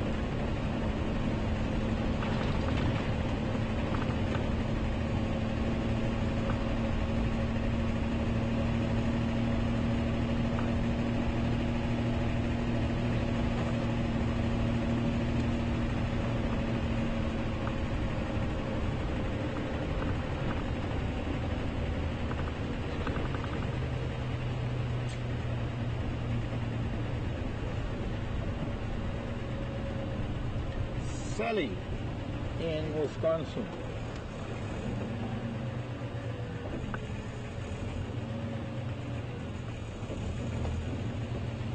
Good morning, Sally. Actually, I'm wondering, is this getting closer to us or is it going further away? Sally wanted to know, how does the full moon affect the weather, bring the rain? Because I've mentioned it a few times. I have actually, full moon and new moon. But I'd have to ask a meteorologist, yeah, one of them weather people, meteorologist. Because I don't know how it works. I just know that it works. I just know that I should have documented it. In fact, I might even try a Google search, any correlation in other parts of the world where during the wet season there is a higher tendency, or rather a higher chance of rain around full and new moons. It does affect the tides, but it can't mean that everywhere on the planet on a full moon it rains. How it works, that wherever I am, mostly during the summer months, when we get moon phases, we get either cloud or rain. There's a nice yellow flower here, by the way.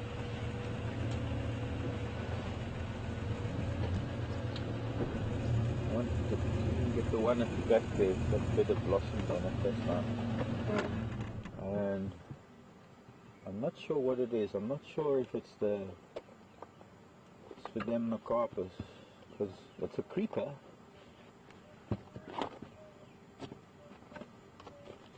It's a new one flowering, by the way. I haven't seen this one flowering yet. If I'll be able to get it from this.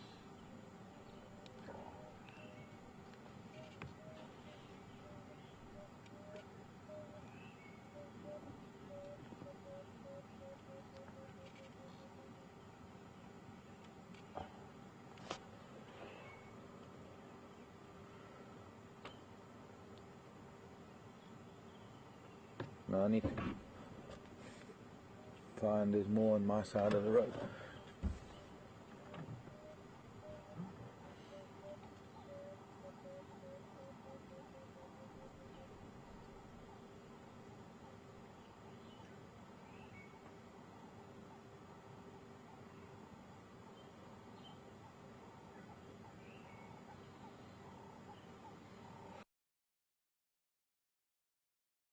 The droplets of water on the silver cluster leaf. The creeper is using the silver cluster leaf on this side, but on my side of the road it's climbing up monkey orange.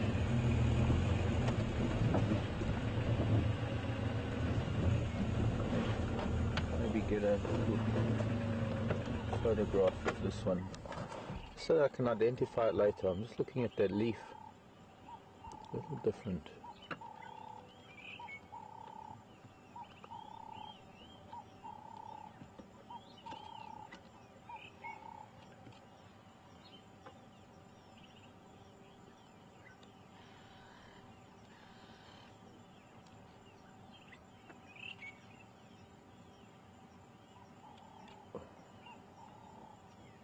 I'm sure we'll see more. Must be up on the sandy soil. Another beautiful thing about this kind of mist and weather is the spider webs.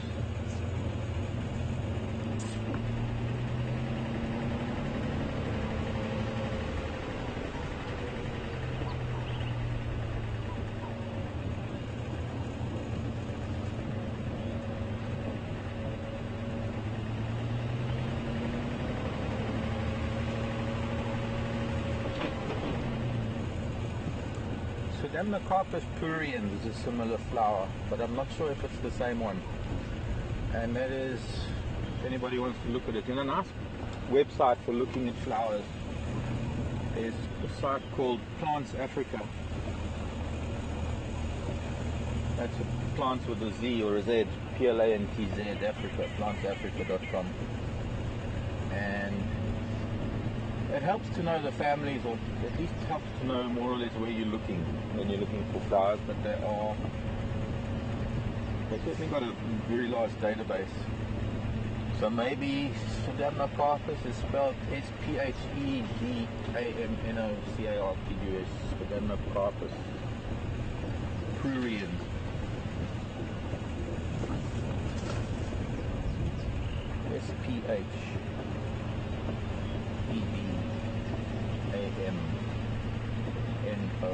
Sphegamnocarpus, Sphegamnocarpus. I think the Sphegamnocarpus is a slightly larger flower. But the dry conditions that we've had could account for flowers not being very big.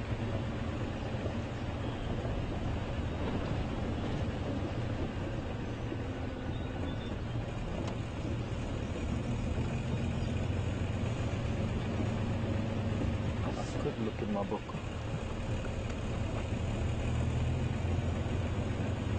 Maybe just now. Maybe just now. No, just now. Later. When we go back to Tara, then I could pull out my book and have a look.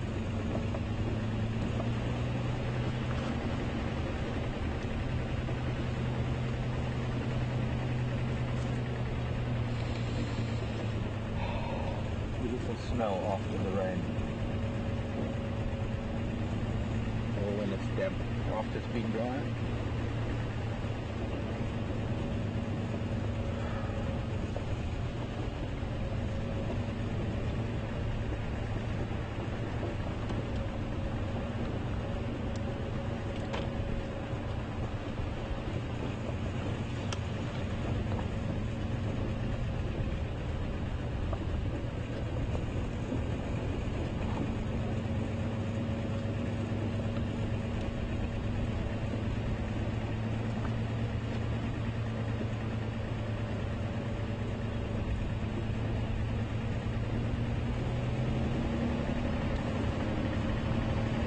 Cat walking on a road at this time of day with all this wet grass somewhere.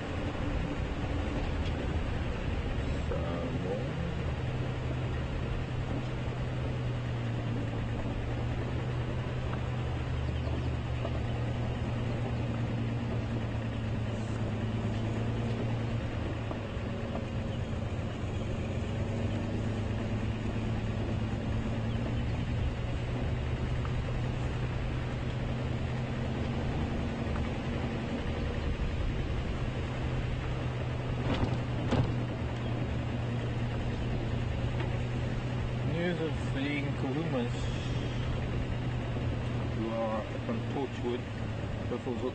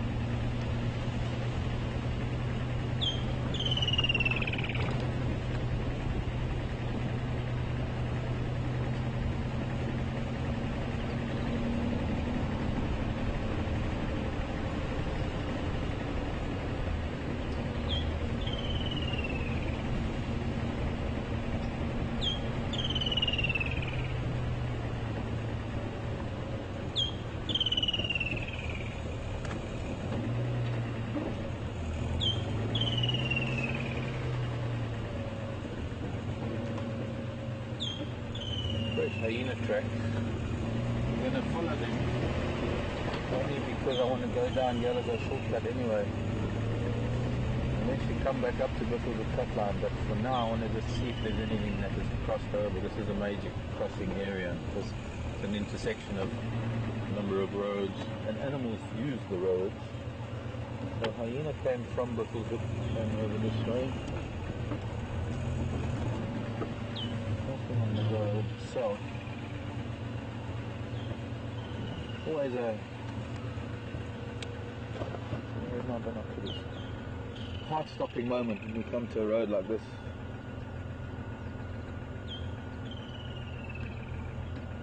Hoping to see something walking along the road, but not today. Okay.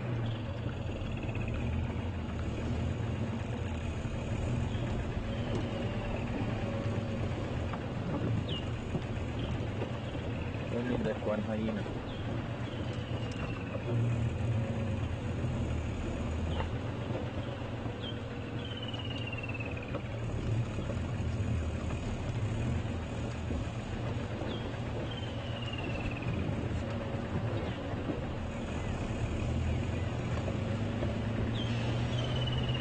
I think that there might be a den somewhere down this road, this Gallagher shortcut, because somehow every morning or evening there are hyena tracks, either going down the road or coming up the road.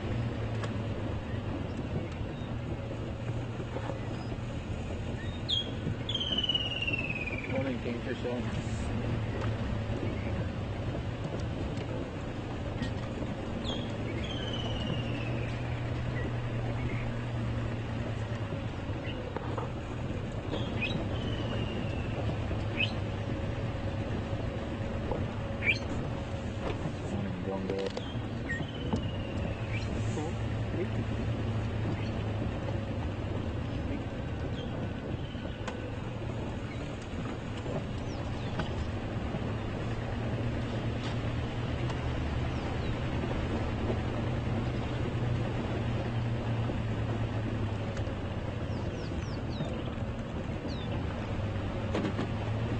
Gold.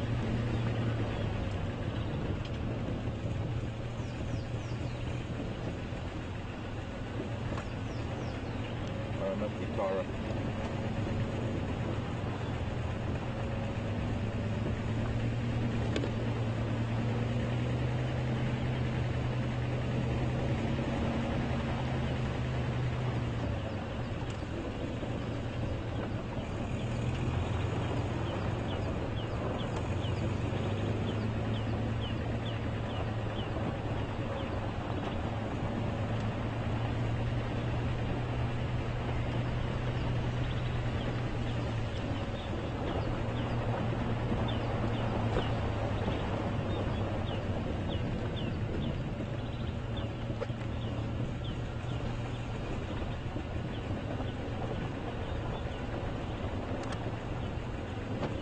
No documented correlation between full moon and rainfall. Thanks, Jody, New Mexico. Thank you for that. Then maybe I better document it, or at least start. Still, I could have, if I had done so for the last 30 odd years, I would have had records of it. We don't get rain in winter because it's the dry season.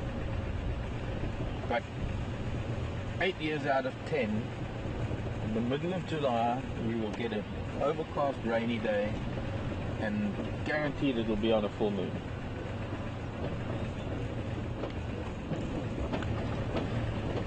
Out of 10 years, at least. I do somehow recall some professor doing a study, maybe climatologists, and maybe that's where they finally made a decision that there's no correlation. Personally, I seem to think there is. Only because I live outdoors. I live like this. It's an open vehicle. And not exactly on full moon or new moon, but and around the time of. if not on the day, at least a day or two either way. But it's not every single full moon, and I suppose if one had to document it, you would be able to find maybe more full moons where it doesn't rain. And I only remember the ones where it does. Whoa.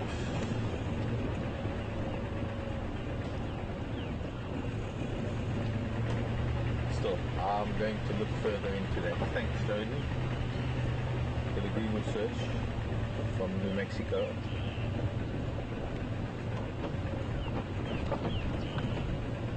Mountain lion.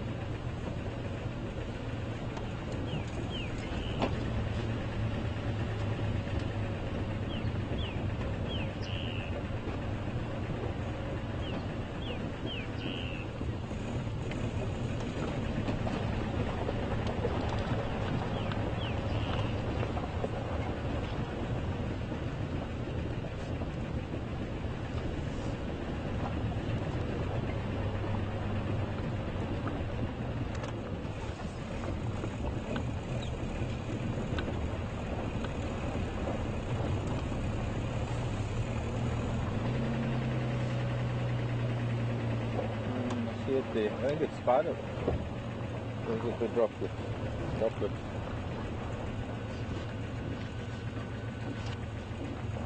There we go.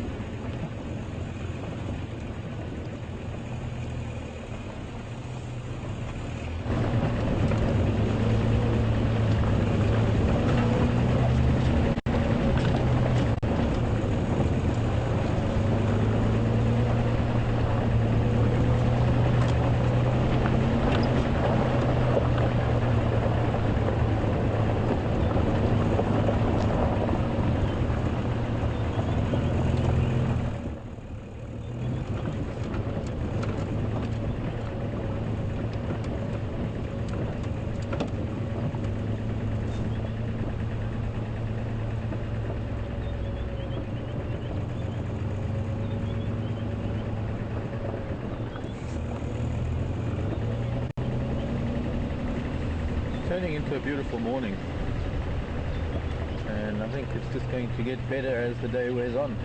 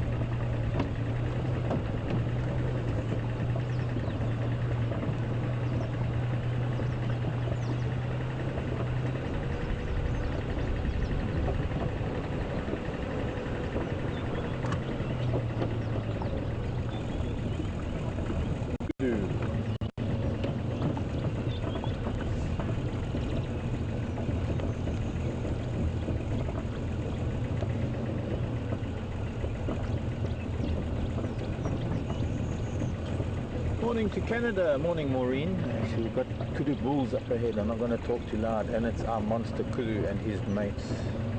We're going to have to give him a name, or we can give him all a name. Maybe we're seeing them so often, and so far I can see 3 of them. Let's get here where we're going to see that bull the best, and then we'll get the other big one. Wow.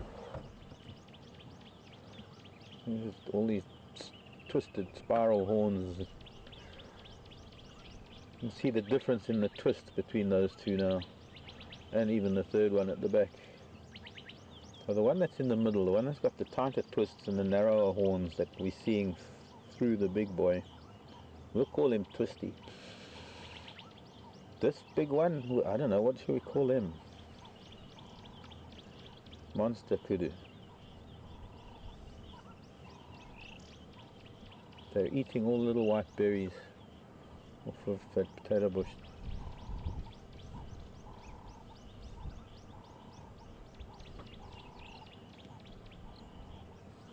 Maureen in Canada was saying that she's found a website that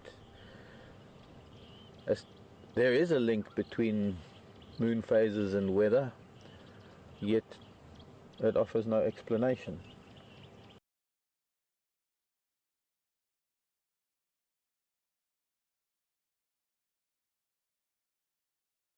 It's just not that there is okay, so just not that there is a very high percentage of chances. It's very small, but it is, if I can use the phrase, statistically significant, as small a percentage as it may be, of having rainfall or weather conditions change over full moon, new moon.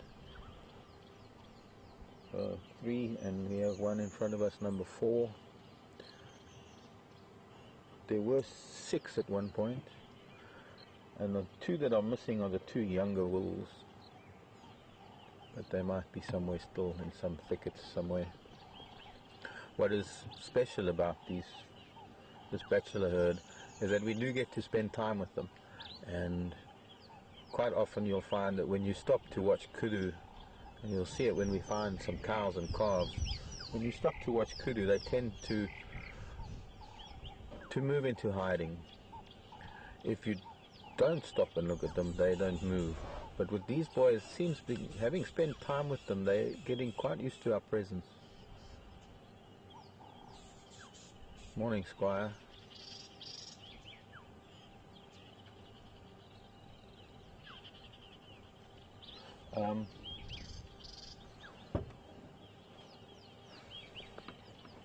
Thought of something. If any of them move into shot, that would be nice. That dead tree is in a minute I'll show you something. Sorry, Andrew, I know you've got a nice tight shot there, but sort of at 9 o'clock, just through that gap with that very heavy rain cloud and that dead knobthorn and leadwood. It'd be nice if the kudu were in front of that. It would make a nice portrait. And they are moving that way.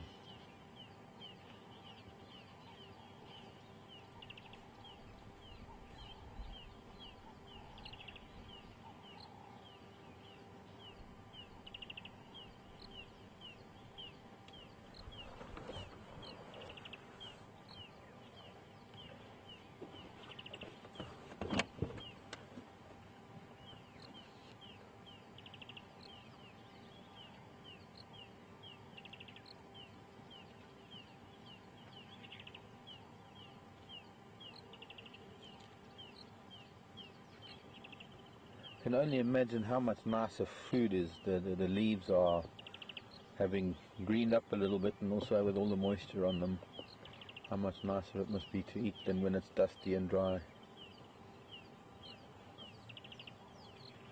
There he is.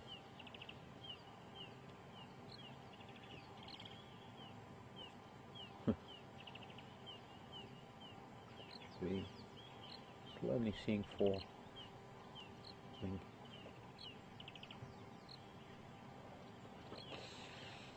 Can you smell them? Yeah.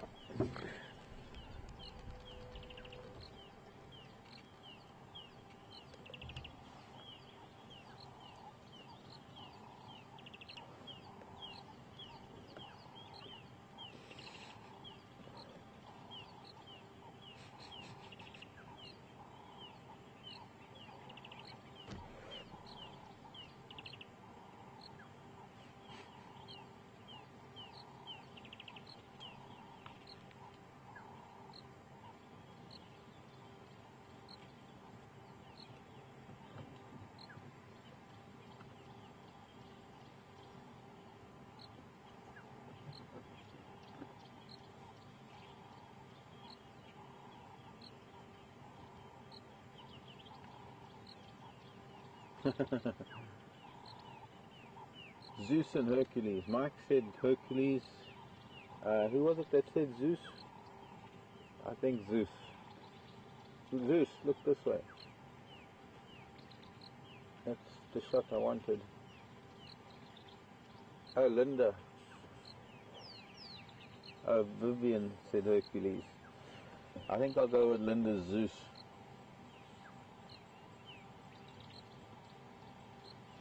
Zeus.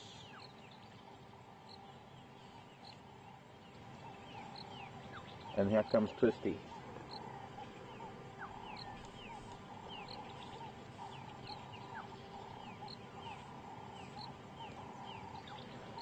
And then this magnificent bull.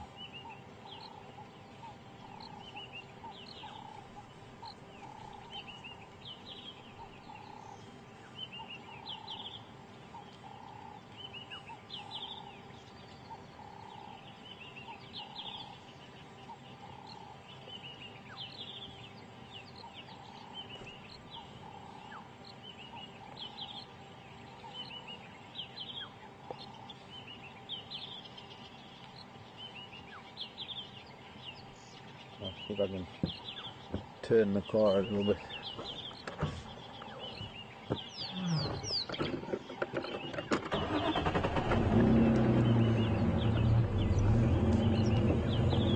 What about Jason and the rest of them are the Argonauts?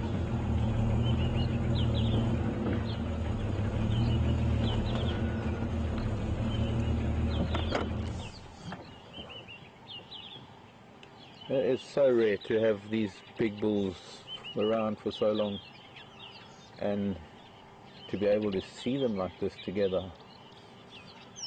What will be even more interesting in the coming couple of weeks would be to see whether they're going to meet up with any cows and whether there's going to be any competition amongst them for access to the females, if there are any in the estrus.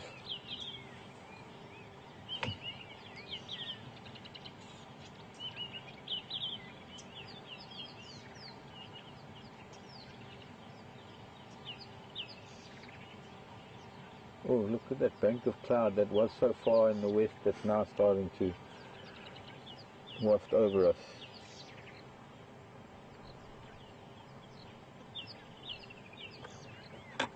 Yeah, there you can see it's like a giant wave, like one of those dust storms that roll off a desert. Except that's moisture rolling off of the mountains. That's a very big and heavy mist that looks like might make its way over. We'll see it from a different angle. On we go. Bye, Kudu. Thank you, boys. Pretty amazing.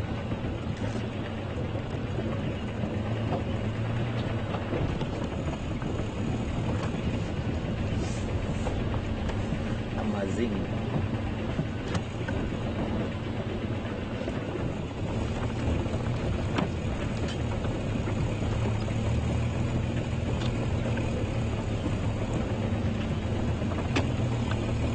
Yeah, kitty, kitty, kitty.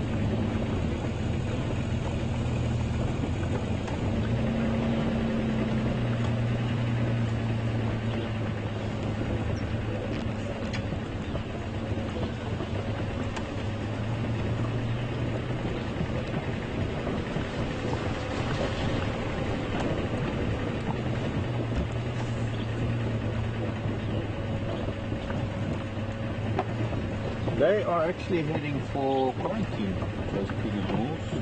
They should be there a little bit later. Maybe by the time we do a big loop, we'll come back there in about an hour or so. Buffalo. Mr. Buffalo. Seeing is done on the road.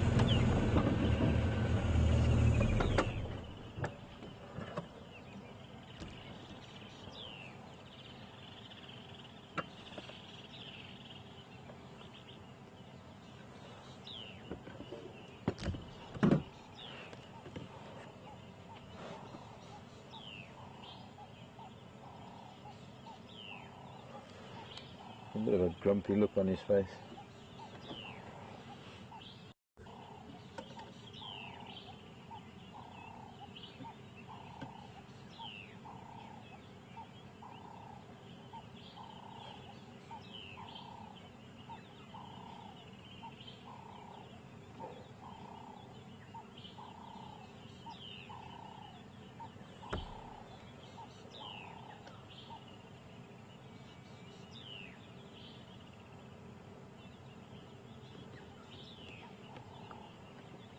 think I'm seeing a tail of another one. I saw something move.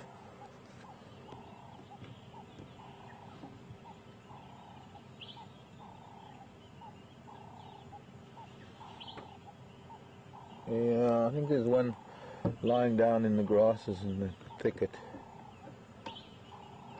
Yeah, there is. Can't really see him though. I saw a tail flick.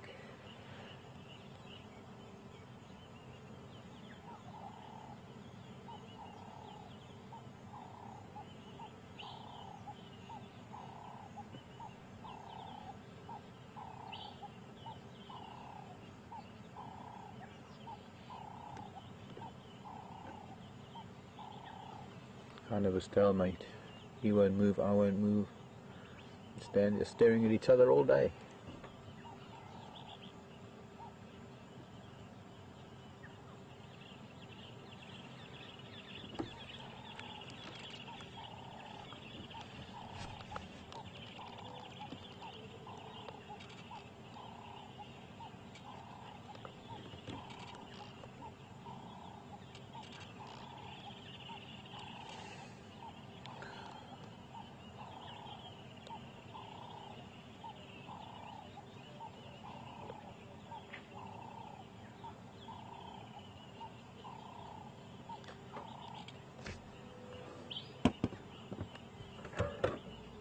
Okay, we're going to move. I want to have a look at something before I go.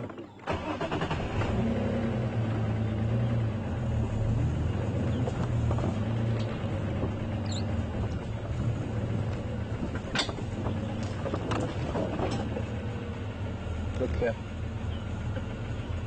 First I thought it was a praying mantis, because you get a mantis that has something like that. But it looked odd from a few feet away. I tried to take a photograph of it and zoom in, and then with zooming in it was definitely not a leaf, but it looks so much like a dried leaf. What it is, it's actually two moths mating. This upper, oops, there's this little stick. Get a blade of grass. You can see the darker one, which is probably the male at the bottom, and then this top one is the female. Female moths normally look larger. I can't see the antenna, so it's hard to tell, because normally you can tell very easily the male moth. I'm just going to bring it closer to me, without hopefully not disturbing them. What's interesting is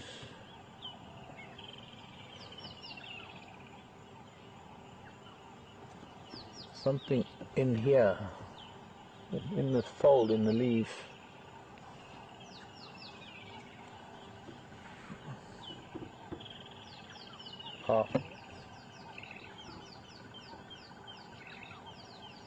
Okay, I disturbed them. Very unusual moth.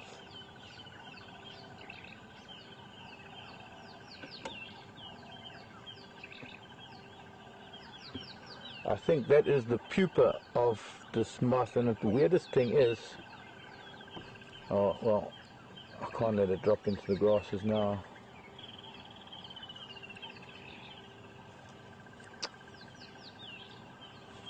Both moths.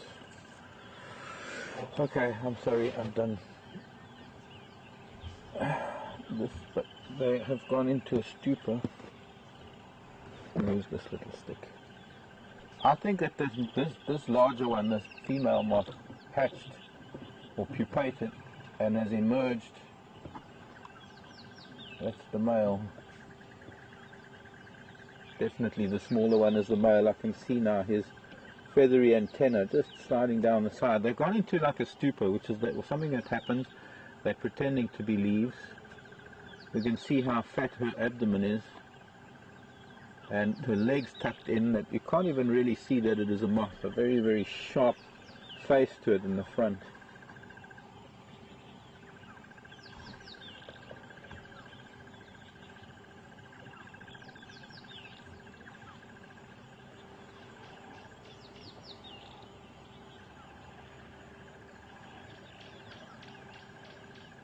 Sorry, buffalo, we're taking the limelight away from you.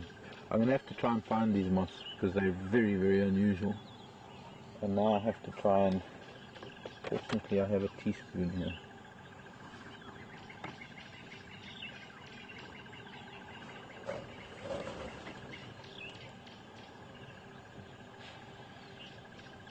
Just rest them on the leaf.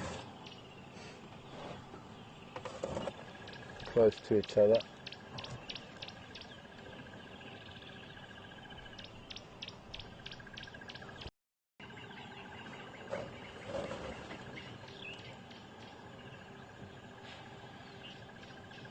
Rest them on the leaf, close to each other.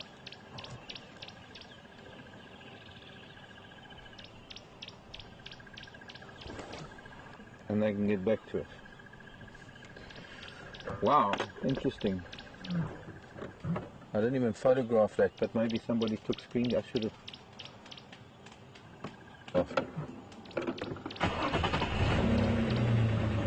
One photograph from a few feet away, don't know if that'll help. Very interesting. Stop for buffalo and find a moth that you've never seen before.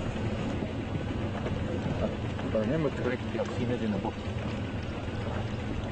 But that leaf that was folded and sewn together had a hatched cocoon in it. Pupal case. Excuse me, Mrs. Franklin, with your 3 children. Okay, all of you. Maybe there were 4. Number 4, call your other baby. Funny how they count.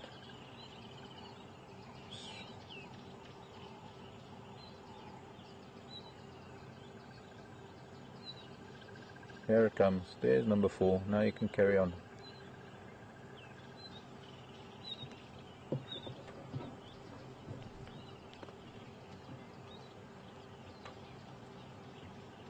Right, number 5.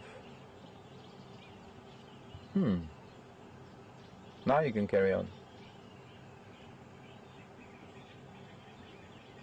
Learning to get grass seeds from the grass stalks. You find finches actually jump on the grass stalk and then walk along it till they get to the seed head.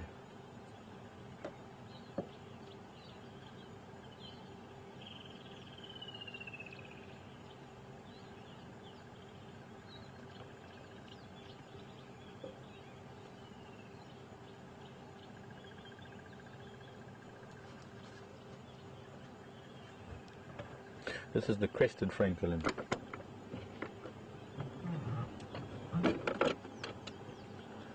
And 5 bedraggled chicks. Off you go, children. Let me come past and we can play in the road again.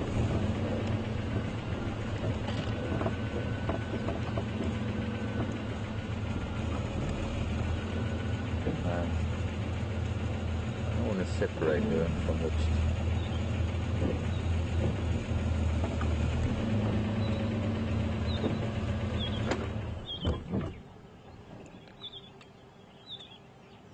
You can hear the babies calling now because some of them ran off. She's going to fetch them. 1, 2, 3, 4. One, still one calling. And while they're off the road, I'll leave them be. Then they can get together and they don't have to be disturbed again.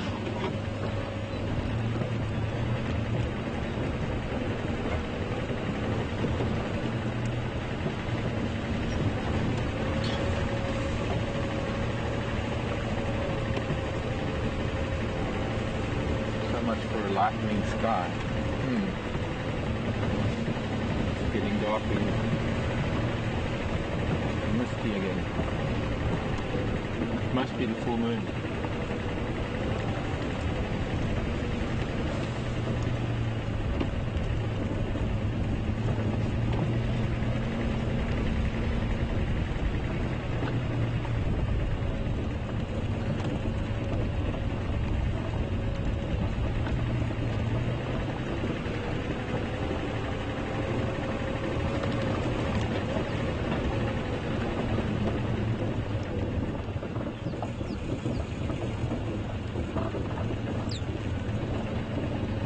Morning, Linda in Ohio. bird making a low, airy call. I don't know, did we have a rainbird calling now? I think we did. Linda, was it calling now, or is it this call you've heard on the waterhole camera? There is a bird that would be calling on a day like today, around the dam. I can't even do it properly. Like it's called a water bottle bird. Sounds like water pouring out of a bottle, sort of, with a bit of imagination. The Birchall's cuckoo. There is also the sort of a mournful, low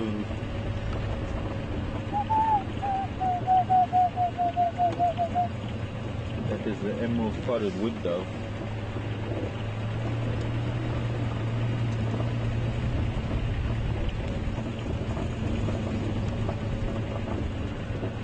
Freshly felled trees over there.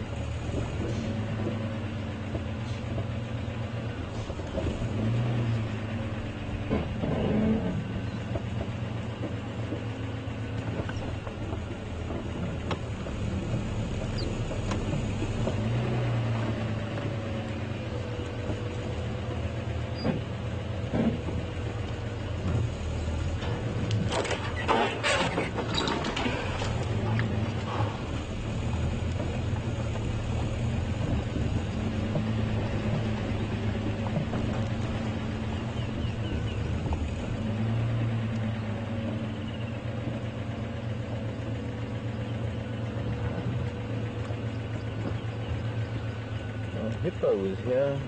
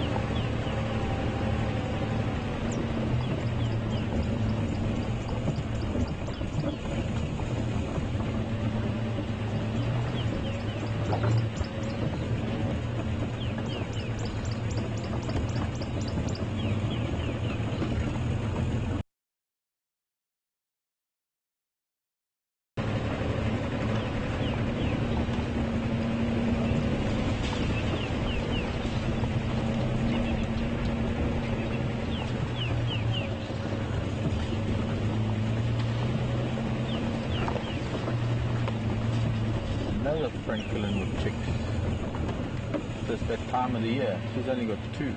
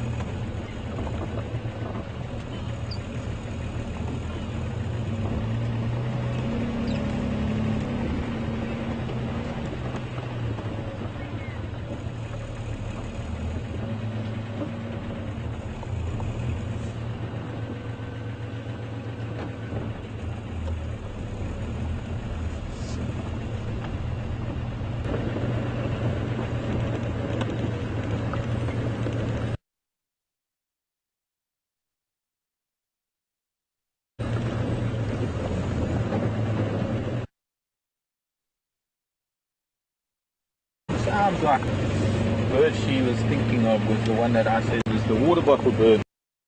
Birchall's cuckoo, also known as the rainbird. Mostly because it does call in the rainy season, but also when it is wet. You hear it calling when it's before rain. Often they say when you hear the rainbird, then there is rain coming. It's same as they do with the red-chested cuckoo. The more intense the cuckoo calls, the greater the chance of rain within a 24-hour period. And I guess that sometimes, I suppose, like my claim of the moon and weather coinciding, I suppose it's the same thing. When it's the wet season and it's raining, you associate the season and the climate with certain bird calls, and so you can believe anything really.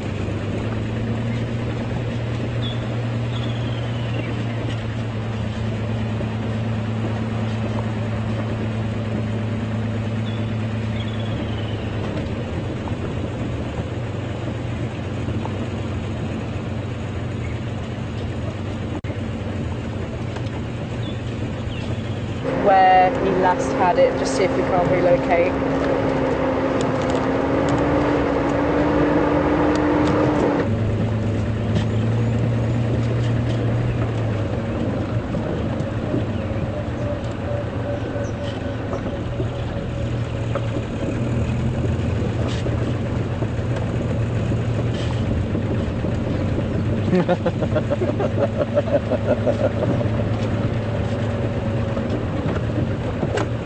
In the old days, it would have been my elbow that got the blame.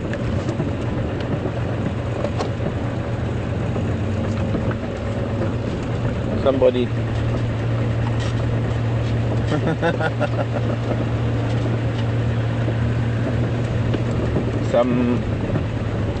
An elbow touched the keyboard and went back to Tara and then back to me. Tara's close to something.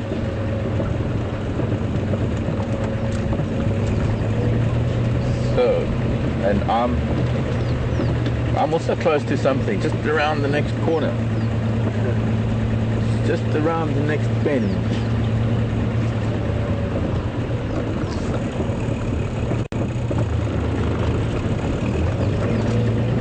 Just the next one. Just the next junction. The next turn we make. The next...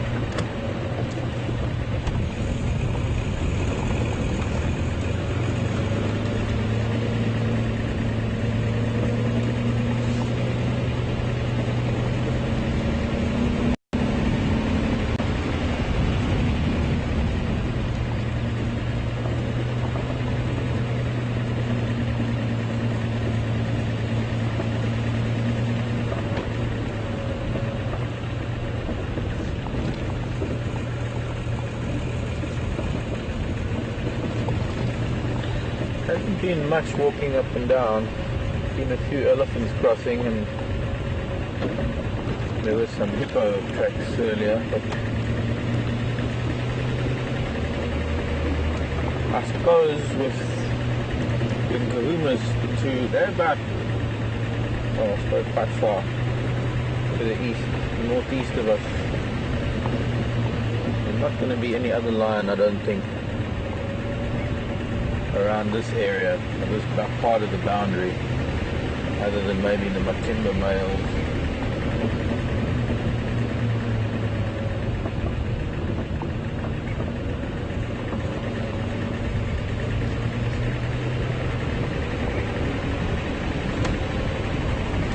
And by the sound of things, the guys are saying there are no giraffe tracks anywhere to be found. I saw some giraffe tracks, I think it was yesterday, but they were heading south. But every now and then the guides, the game drive vehicles need to find giraffe, and sometimes you can't find one for the love of giraffe.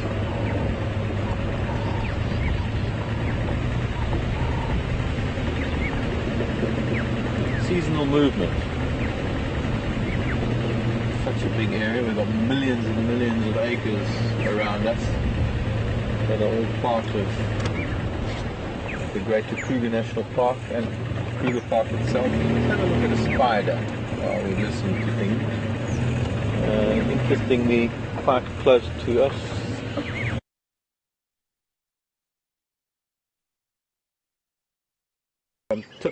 The top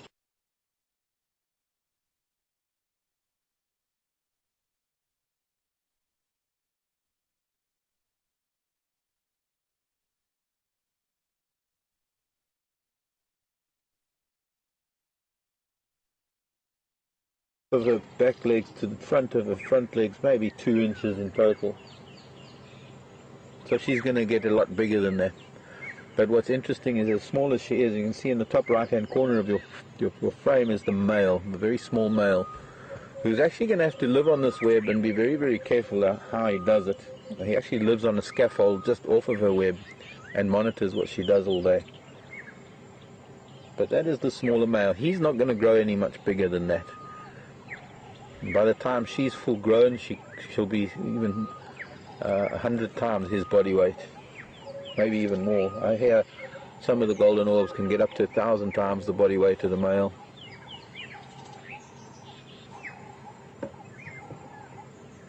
Probably the strongest silk and probably the most complex compound, something on the road way up ahead.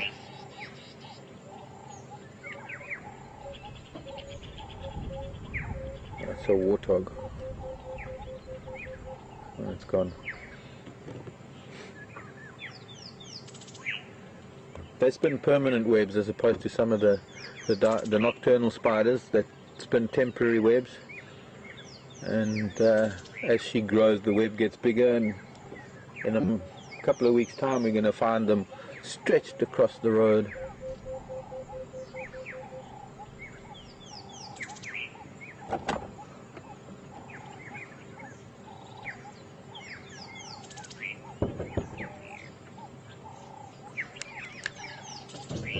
I'm on before the cut line if you can.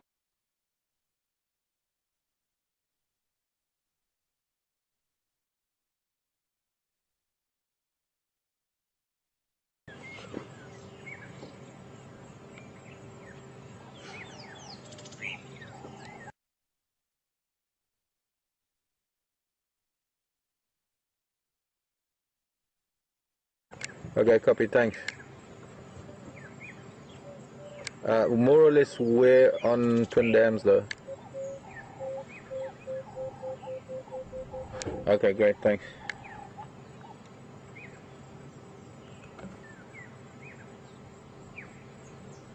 Copy, thanks. Evidently there was a left, but let's continue. We're gonna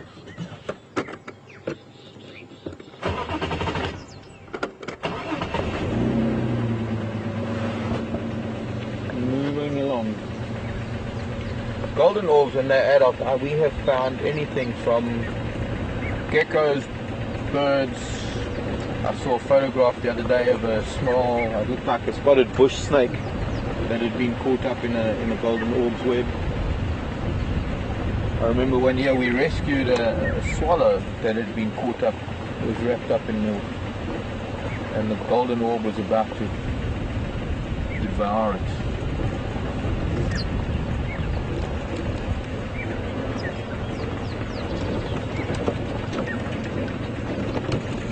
We actually let it go, and hopefully it flew back to Europe after that.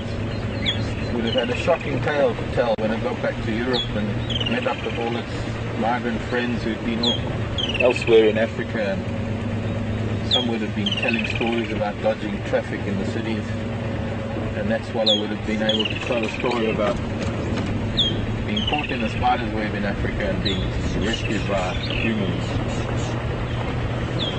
Yes, I have a vivid imagination sometimes. I've seen a gecko, a very large gecko, trapped in a golden orb's web once, and it took well over a week or more for this golden orb to digest it. Just turned the body to mush. Now the venom, I guess, and the volume of the venom is ineffective. It doesn't affect us at all. If it could bite, golden orbs don't readily bite. In fact, it's almost impossible to hold them because they don't like us. They don't like the smell of us. They don't like the touch of us. I think if you had to take the worst arachnophobe on the planet, it wouldn't amount to how much more phobic a spider is of the likes of us. But that's because we're so big and they're so vulnerable.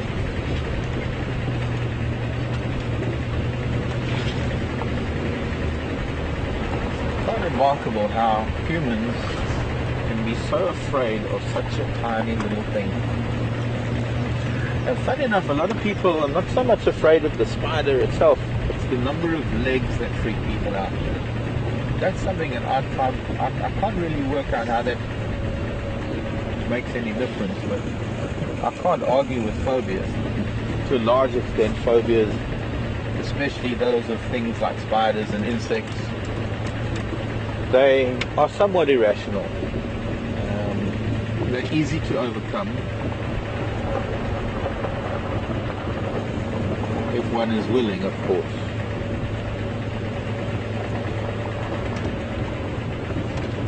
But it's an induced fear, and well, it doesn't make sense. Some spiders can die just from falling on the ground from a couple of feet in the air. Some spiders can drown in a drop of water. But most of all, they're really delicate creatures, and they're very, very intricate creatures. They have the most incredible lifestyles, especially the web-spinning spiders.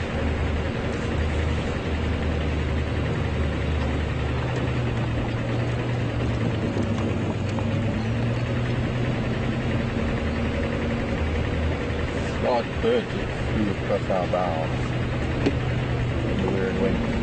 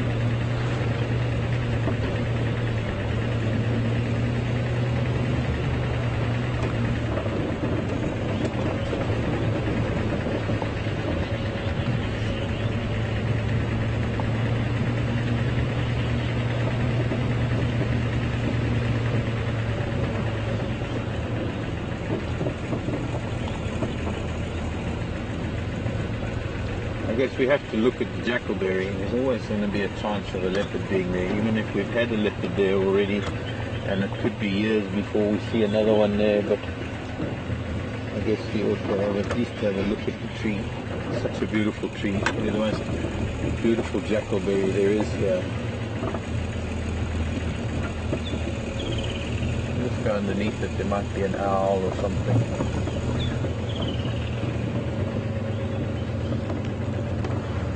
We should call it Karula's jackalberry, since it is really her tree, in her territory.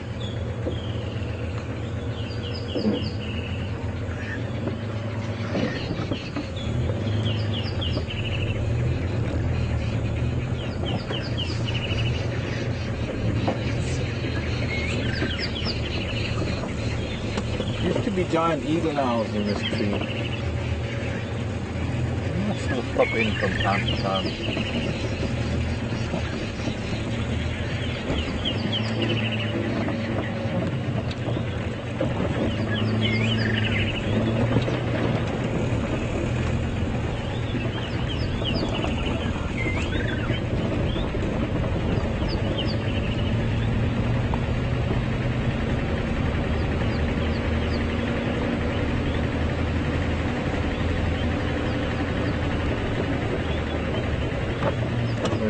There's looks like our Wahlbergs. The Wahlbergs from Twin Dams sitting up in this tree.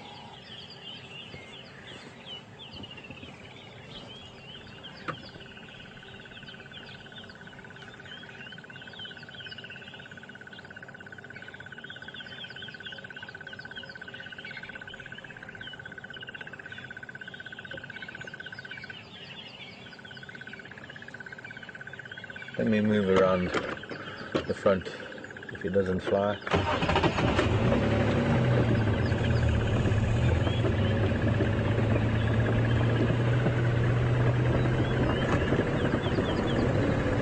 So I was going to do Central Road, but now that the wall to go this way, especially since somebody's been here already. And I'm not going to, not from here, no.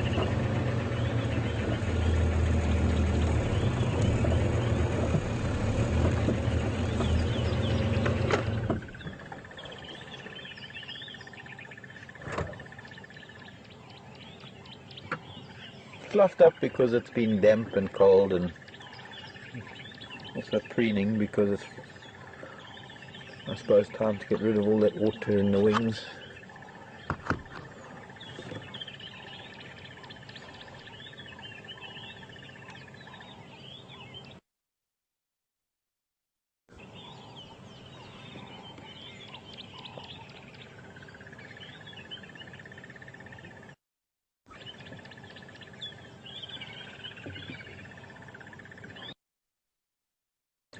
Other angle from the other side of the tree without any obstruction.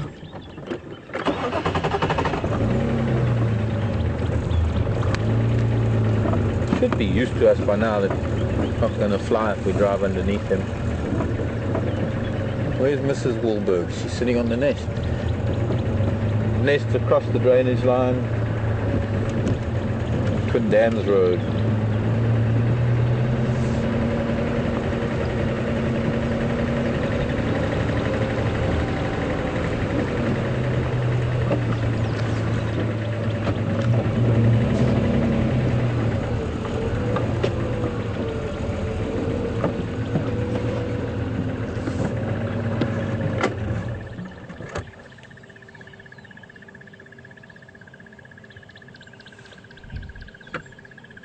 That's better.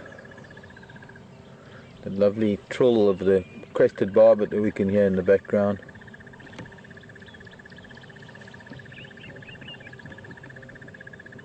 Barbets are a type of woodpecker.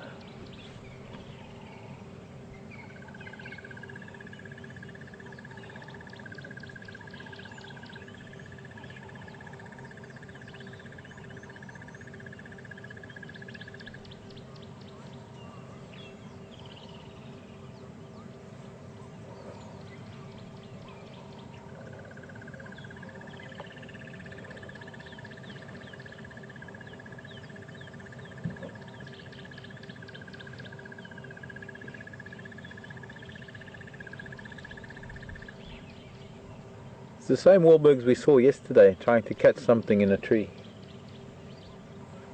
That was near Twin Dam, so give you an idea of the size of territory.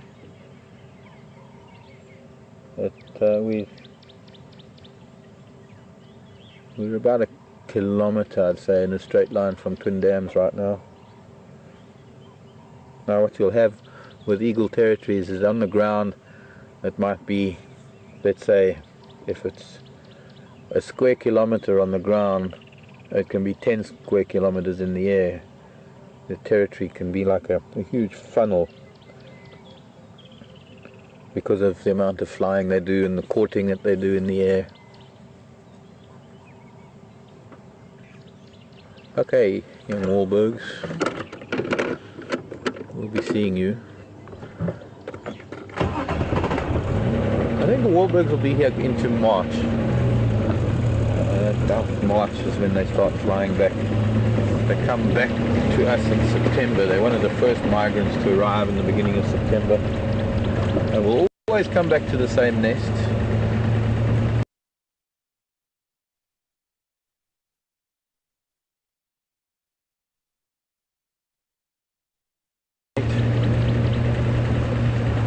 I have only seen this one though, this year.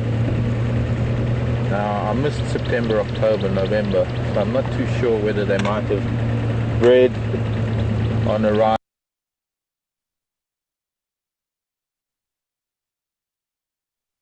which they do, because I remember seeing at home the warburgs that were coming in at home were breeding almost soon after they got in. I'm wondering though if this particular warburg might not have lost its mate. Maybe we only are seeing this one, and well, we can drive past the nest now and have a look and see if we can see a tail sticking out or something, but I really haven't seen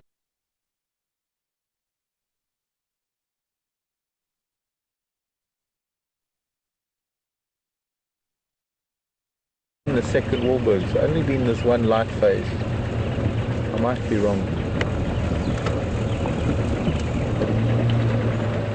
Maybe we did see it with another one day. Anybody can offer any assistance, I'd appreciate it, in terms of whether or not we've had this warburgs with another one in the same shot.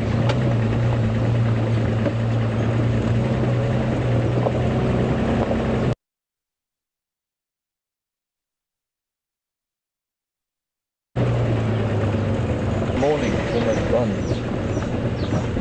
Gotta find the cat stick to before end of drive.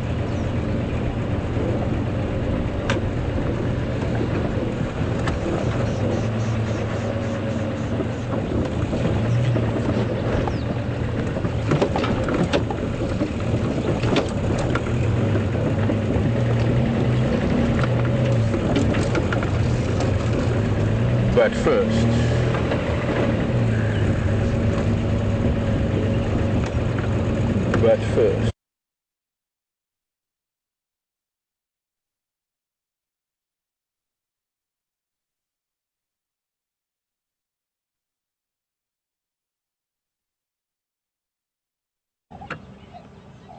I still haven't seen that cow and the calf that was seen, a waterbuck with her baby.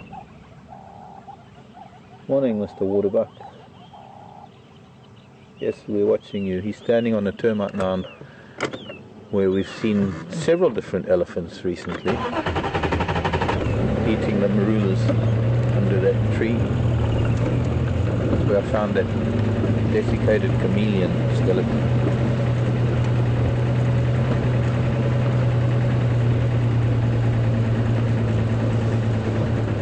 Are you going to stay there for us, Mr. Waterbuck? Because that's quite a nice picture.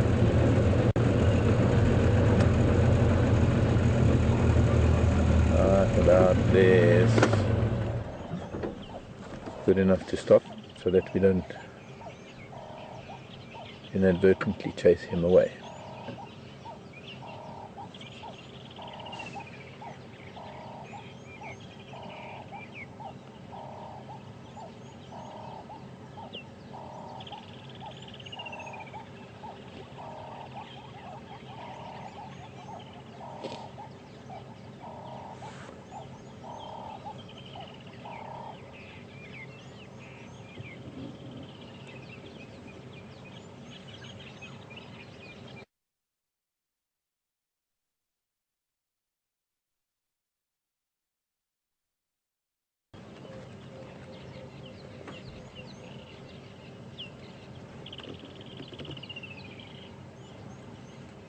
I just wanted to see if I can find a picture of this moth before we close off, while we're looking at this wonderful waterbuck.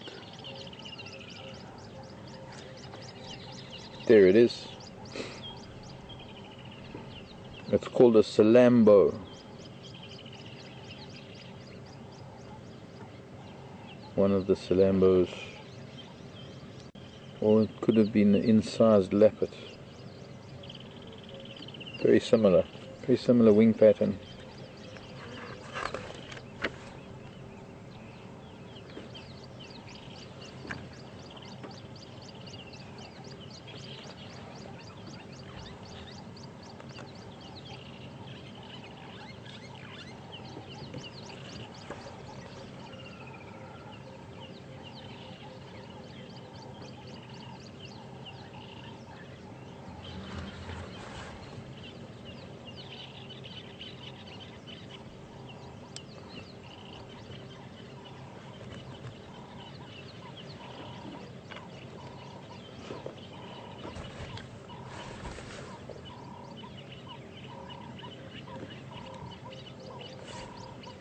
No, it's not that one. Similar though, must be a similar species.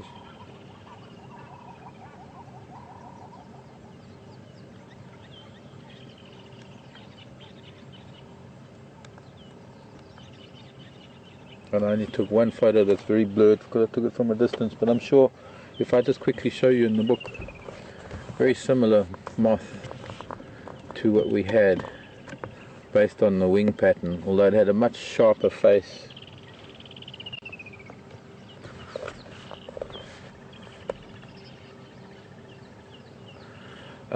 Much sharper face, but very distinct this wing pattern. So hopefully there's some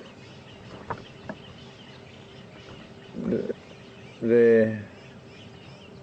Yeah, very similar to that. Eucraera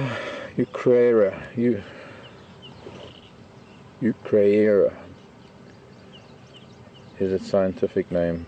Anyways, that's it for the moth. Eucraera salambo, whatever that means or wherever that comes from. Okay, off we go. See if we can just get to Weaver's Nest before the end of drive.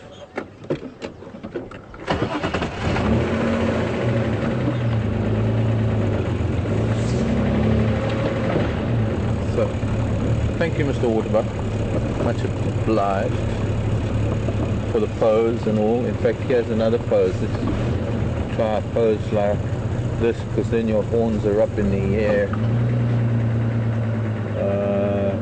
There. That shot.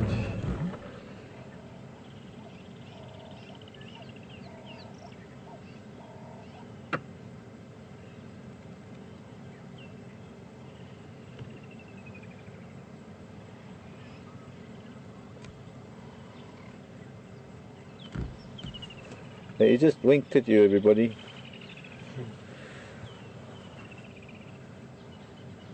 Winking. A winking waterbuck.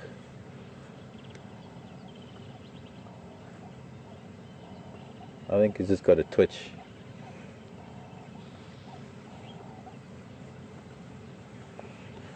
Is that a twitch, or are you happy to see me?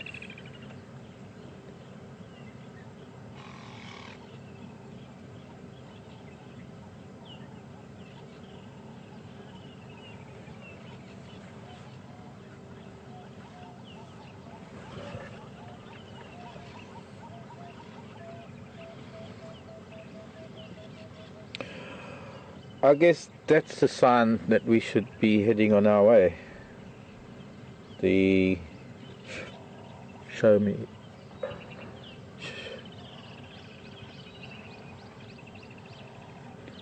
Showing the butt.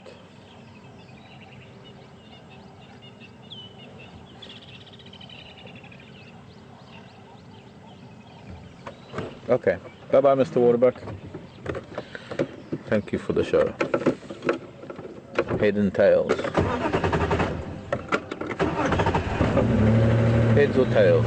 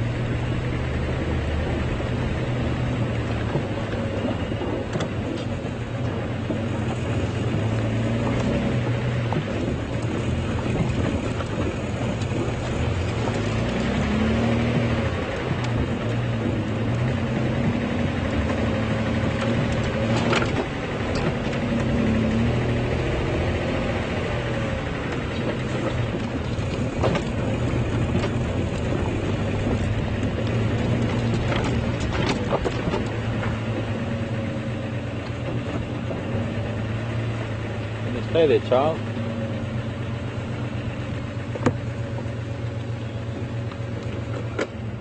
Get really close in there.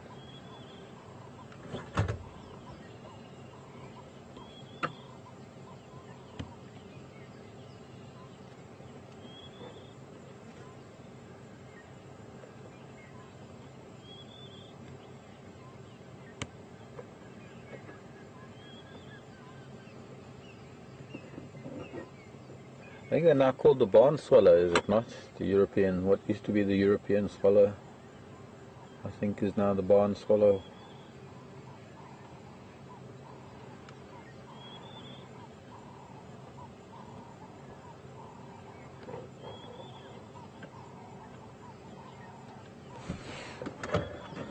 Still got to get down towards Tree. Bye, swallow. Safe journey.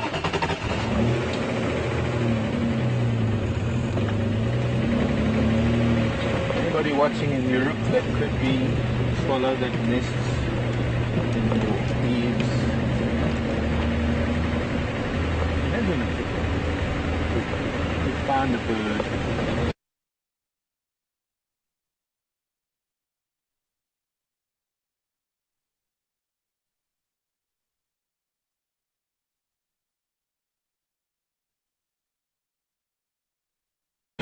And those stalks within in Africa would be quite incredible. Vultures up here? Oh, something. This is where the old buffalo kill was. Somebody's been down there. We'll have a look. 2 hooded, 1 white-backed.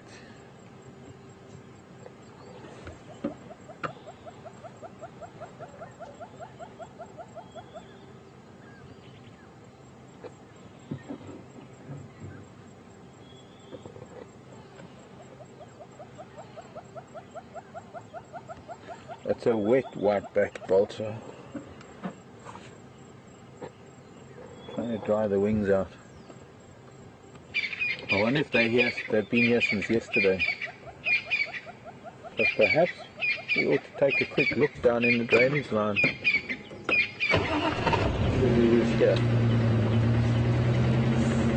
Looks like one of the Taylor vehicles that was heading back to the lodge. Looks like they had come from this area. Hopefully you guys are going to be okay with me driving here.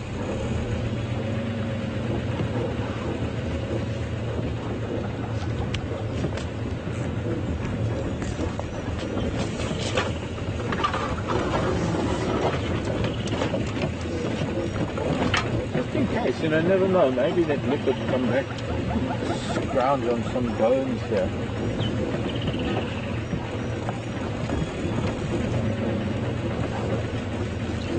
Was quite a while ago already, 2 days ago, a week or more. There, leopard, he is there. Just came out of the tree chasing a francolin. We need to get onto the other side of the road there. What's he after? Morning, cat.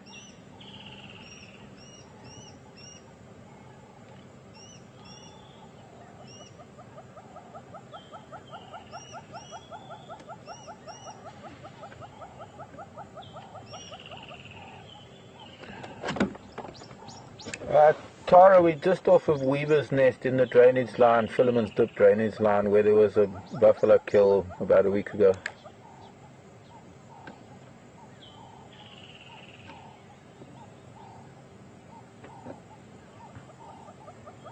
Where are you now?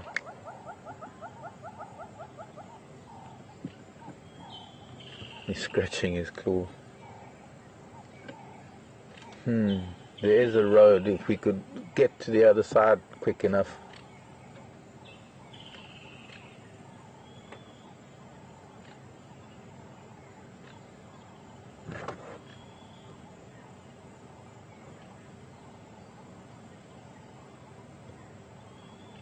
Okay, Tara, I'm going to need you to go through Philemon's Dip onto the other side of this drainage line.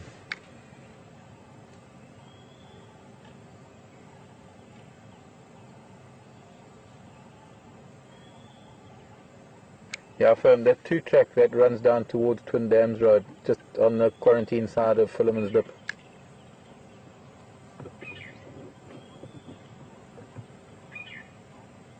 Yeah, firm, 2 hooded, 1 white back.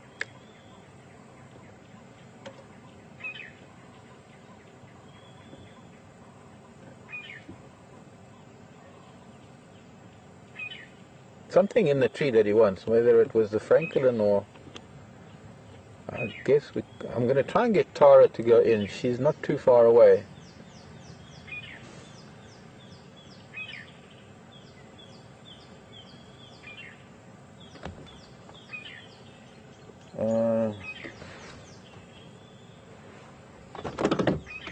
Anywhere at Taylor Station still out?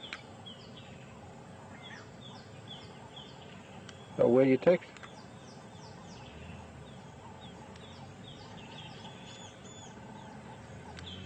Okay, copied. I picked up an ingwe. What is he doing? Maybe there's a snake or something in there that he wants, but he wants some.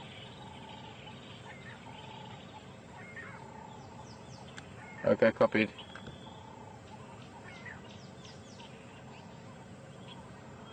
Yeah, where the Sangala had that Nyari Bamba the other day.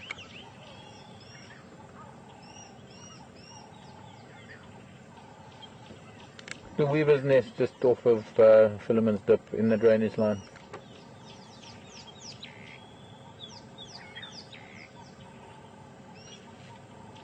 Look at this.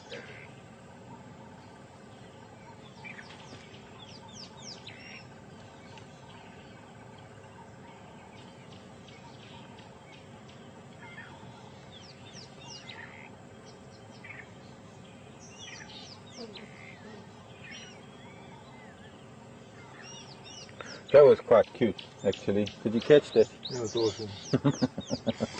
I don't know what there is. There's something. I must look with my binoculars. There he is. He's heading. Okay, Ephraim is now heading back towards Philemon's Dip on that 2-track.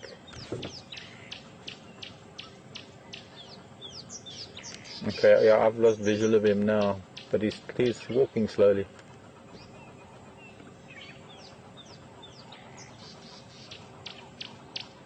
Wunderschön. Ganz toll.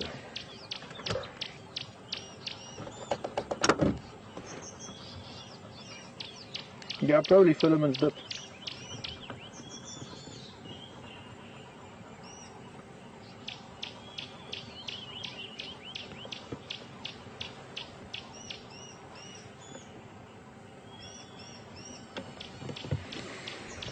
That it's like a Warburg's flying over, being chased by drongos. Okay, well, we're going to have to move because we can't see him from here. We can try and get around to the other side. I'm hoping Tara will make it to the other side. Well, that was worthwhile. You see, often, in fact, I think one of my first leopard sightings when I came back here was a similar circumstance where we had tawny eagle, bachelor,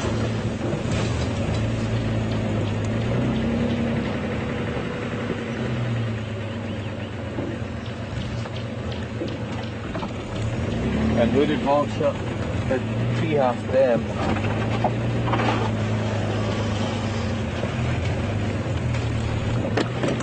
Ephraim, is that you?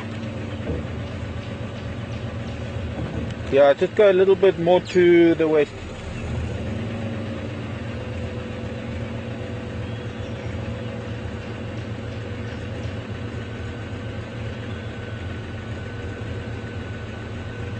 You should see him somewhere there now.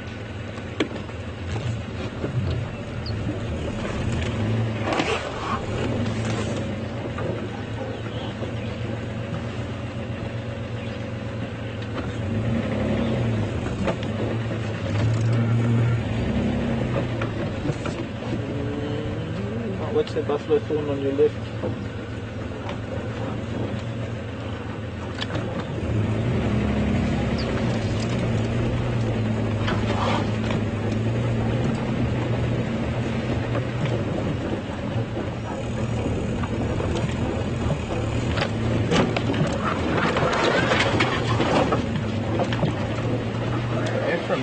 on the other side. It doesn't sound like he's found him. He wasn't far away because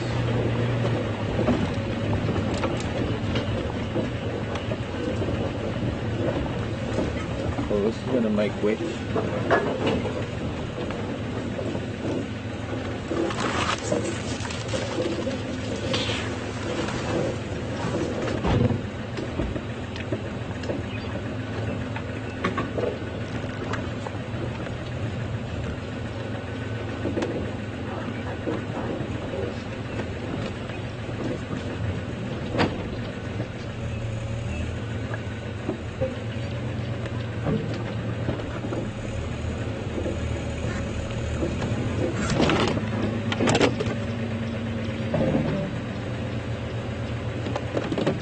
Confirm you got visual?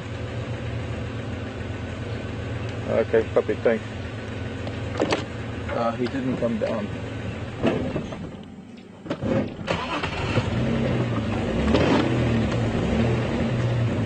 This is where they killed the buffalo. Well, they brought the kill here. They killed it up on the road, but these two males dragged this buffalo down. Nothing to be seen, not a skull. I'm sure the skull's here somewhere. But there's not even a bone to be seen. Probably carried off by things like hyena. I'd love to know what that leopard was after in that little tree. Whether it was maybe a squirrel or a snake or something.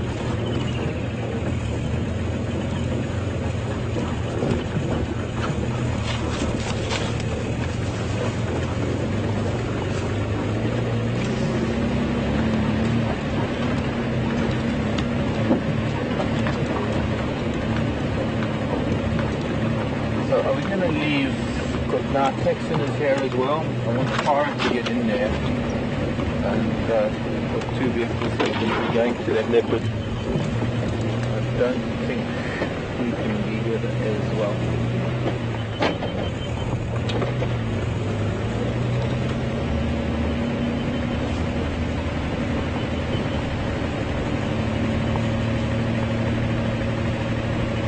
It sounds like he's heading north, which means he's going to come out somewhere from quarantine eventually.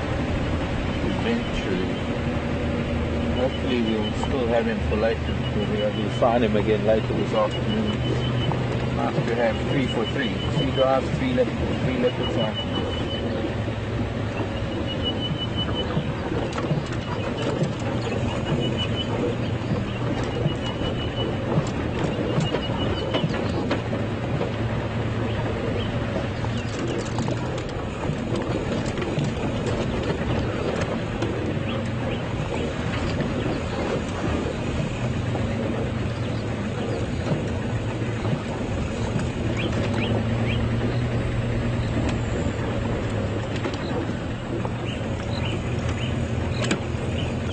Tara, come in.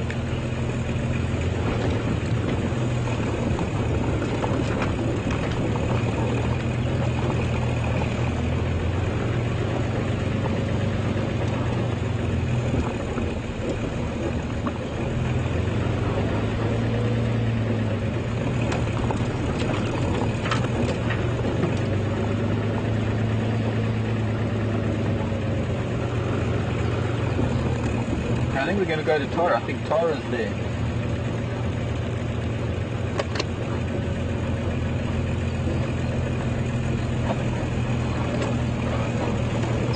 Tara, confirm you got vision of England? Okay, copy. So maybe we need to go to Tara. I'll say goodbye.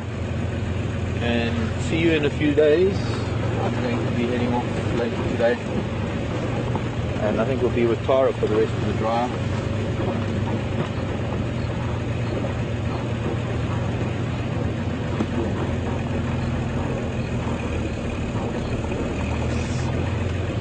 Making a lot of noise today.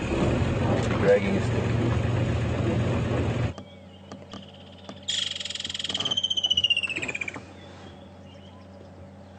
Well, welcome back everybody. And would you believe we just had the leopard just in front of us and it's just gone into this thick bush. Okay, you can see the other vehicle that side, so I'm hoping he might just pop out here somewhere in this open area.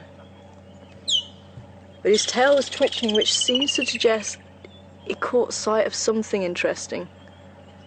Because they're just like your house cat, they can't control that excitement, and their little tail twitches right at the end.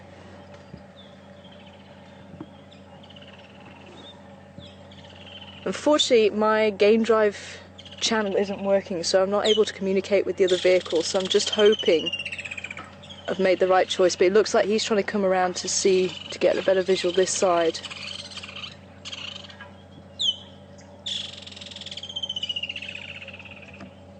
But we have been looking for this cat for about an hour and a half.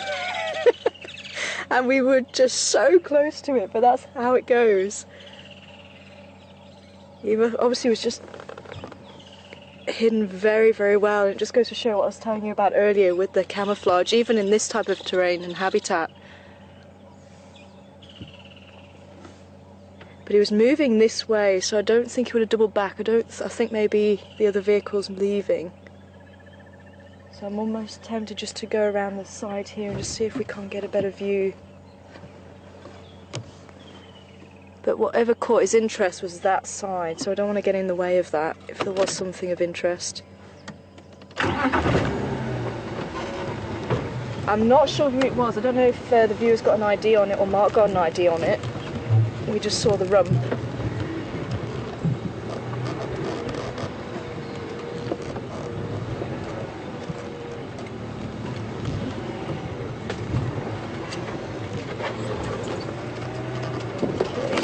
Tree, so you'll bend, that's cool.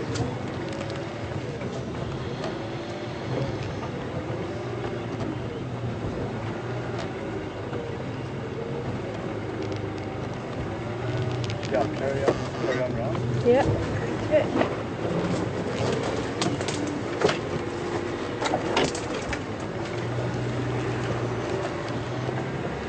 And what gave it away was a load of vultures sitting in the tree. So we went in to have a look, and I know the other game drive vehicle cut up with it, so we must have just been on the wrong side.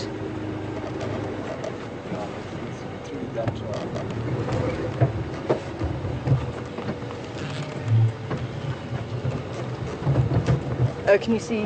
I saw him from when I was there. He comes there. Oh, there he is. Yes, well done. I thought you were talking about Ephraim. No.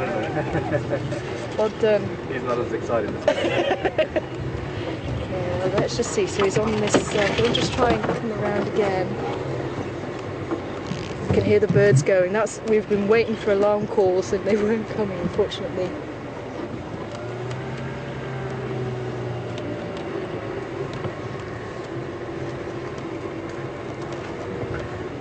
So he should pop out somewhere here. There he is, yeah. Okay, can you see his tail twitching? He's actually holding it quite high now. Don't know if you're actually going to get a view through there, but I'm hoping if he comes across we should have him in a nice open area.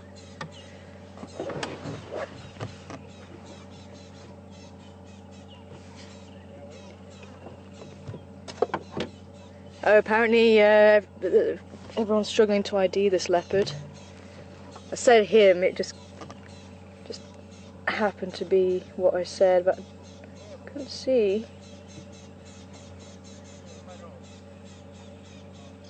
Beautiful condition though. Okay, I'm going to just try and see if we can get another area, open area. Oh, it's fantastic to actually find it at the end of all the searching.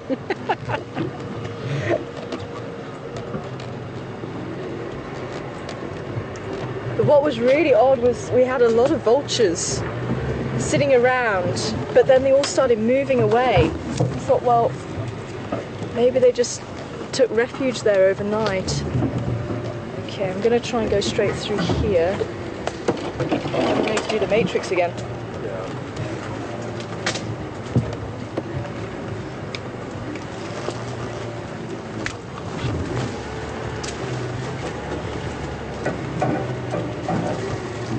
And when we do go off-road like this, we try and limit as much damage as possible. So you see me driving over trees, you'll see I'm actually putting my tyres either side so we're not driving over it and the trees will bend back.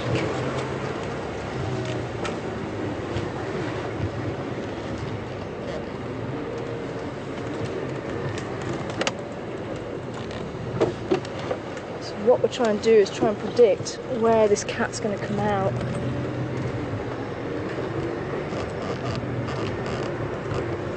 But with its tail being held much higher now, whatever had its interest, it could have been a bird or something. But it's kind of saying, okay, I'm here, you can see me.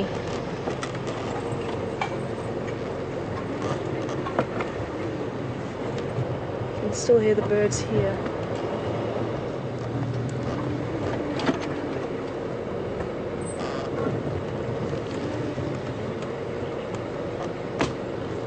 I'm also just trying to keep my distance a little bit because I'm not sure exactly which direction it was wanting to go. So obviously we don't want to change their behaviour and be right on top of it.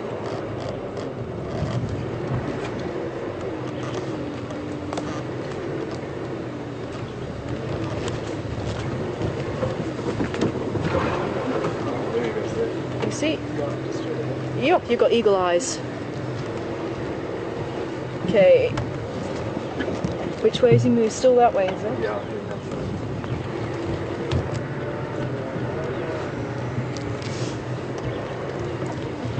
Oh, sorry.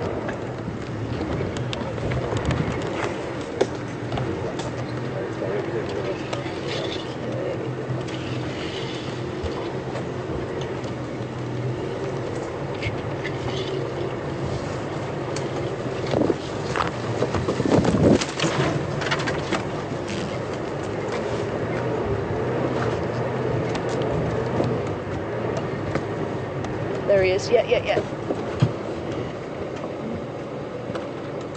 You see nicely through there?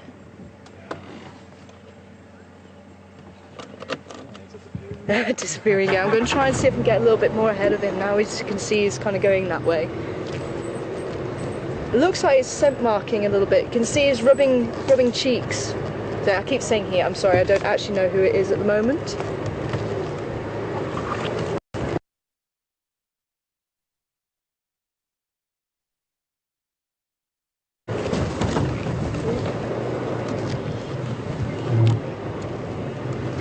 Try and get us into another open area.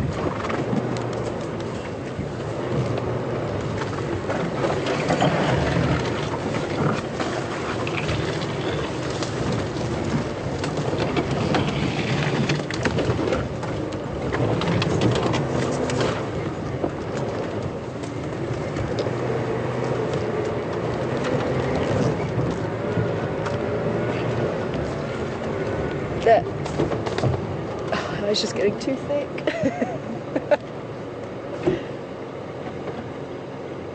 Still got him here? Yeah. Okay, let me just move back a little bit for you. Maybe we can stay in here. Is that better? Yeah. Ah! Still on the same course, or is he? Still there? Okay. Because it's looking a little bit thick there. I'll just see if I can go around. Maybe it'll open up again. But he's heading towards quarantine area, so I'm hoping he'll pop out there.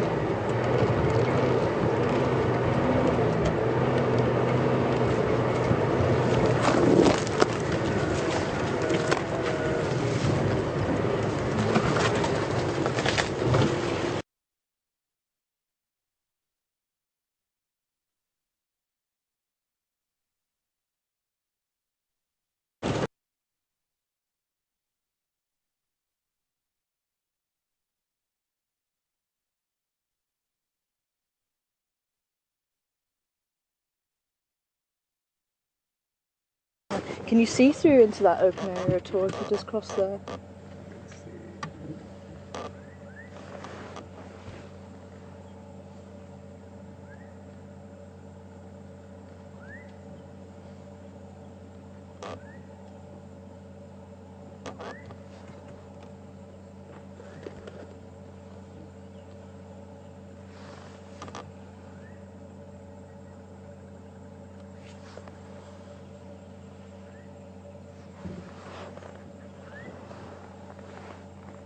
You see where Ephraim is? It's behind us. Maybe change direction.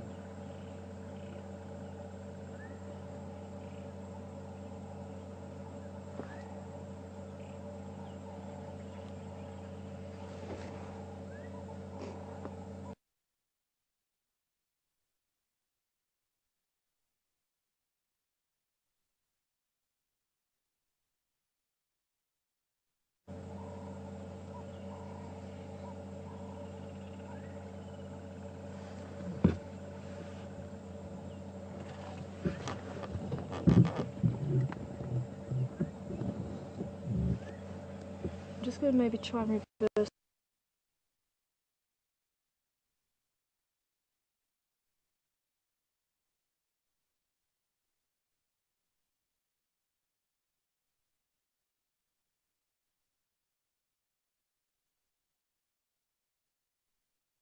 It's a little bit further that way.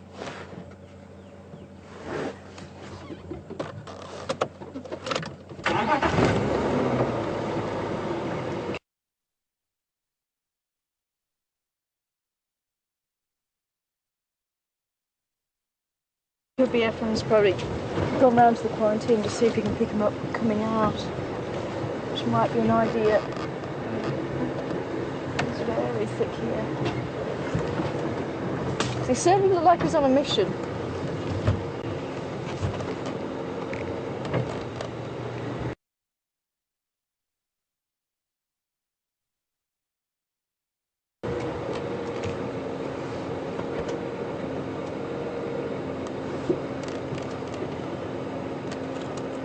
But he wasn't moving particularly fast. See, there we go again. It.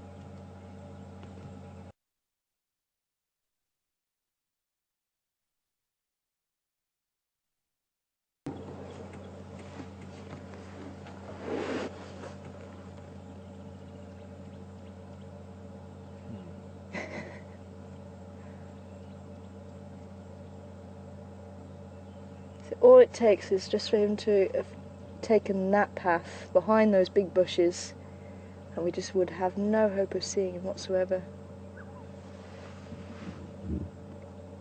I'd wonder if anyone has had any chance to ID it.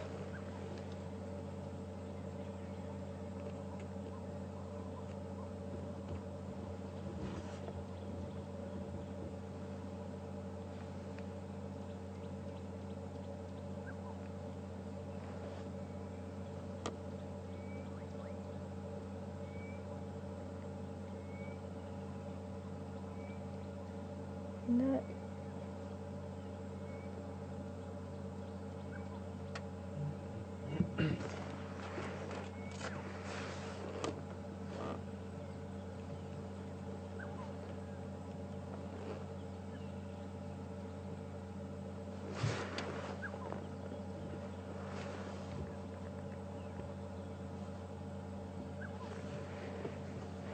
Okay.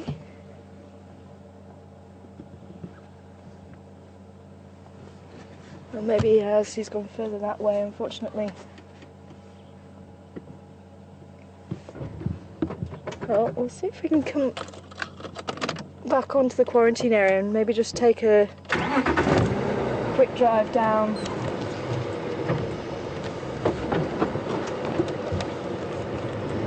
But it was fantastic to actually catch up with it though. So the vultures were telling us something was there, and we actually, with the amount of vultures that were there, we thought maybe lions. And then as I say, they all started moving off, and I thought that's really odd.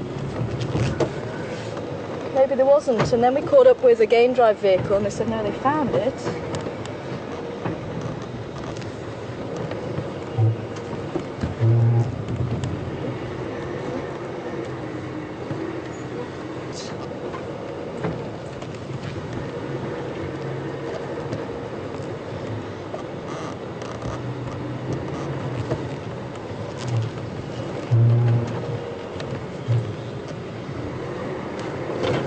It would be nice to see if anyone did manage to get an ID. I know it was probably the rump. I don't know how much Mark saw. But what I have noticed is because we have that luxury of seeing them quite often with the face, we get to know the facial patterns a lot more than the body. Whereas in my research, I'm actually not able to see the face as much. They don't tend to like to stay in front of the camera very often. So I tend to know my cats from usually the back end, which would have been very helpful now.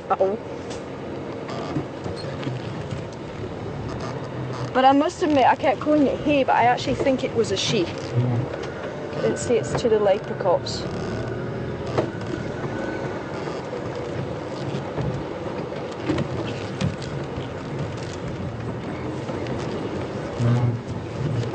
I'm slowly going to start making my way out then.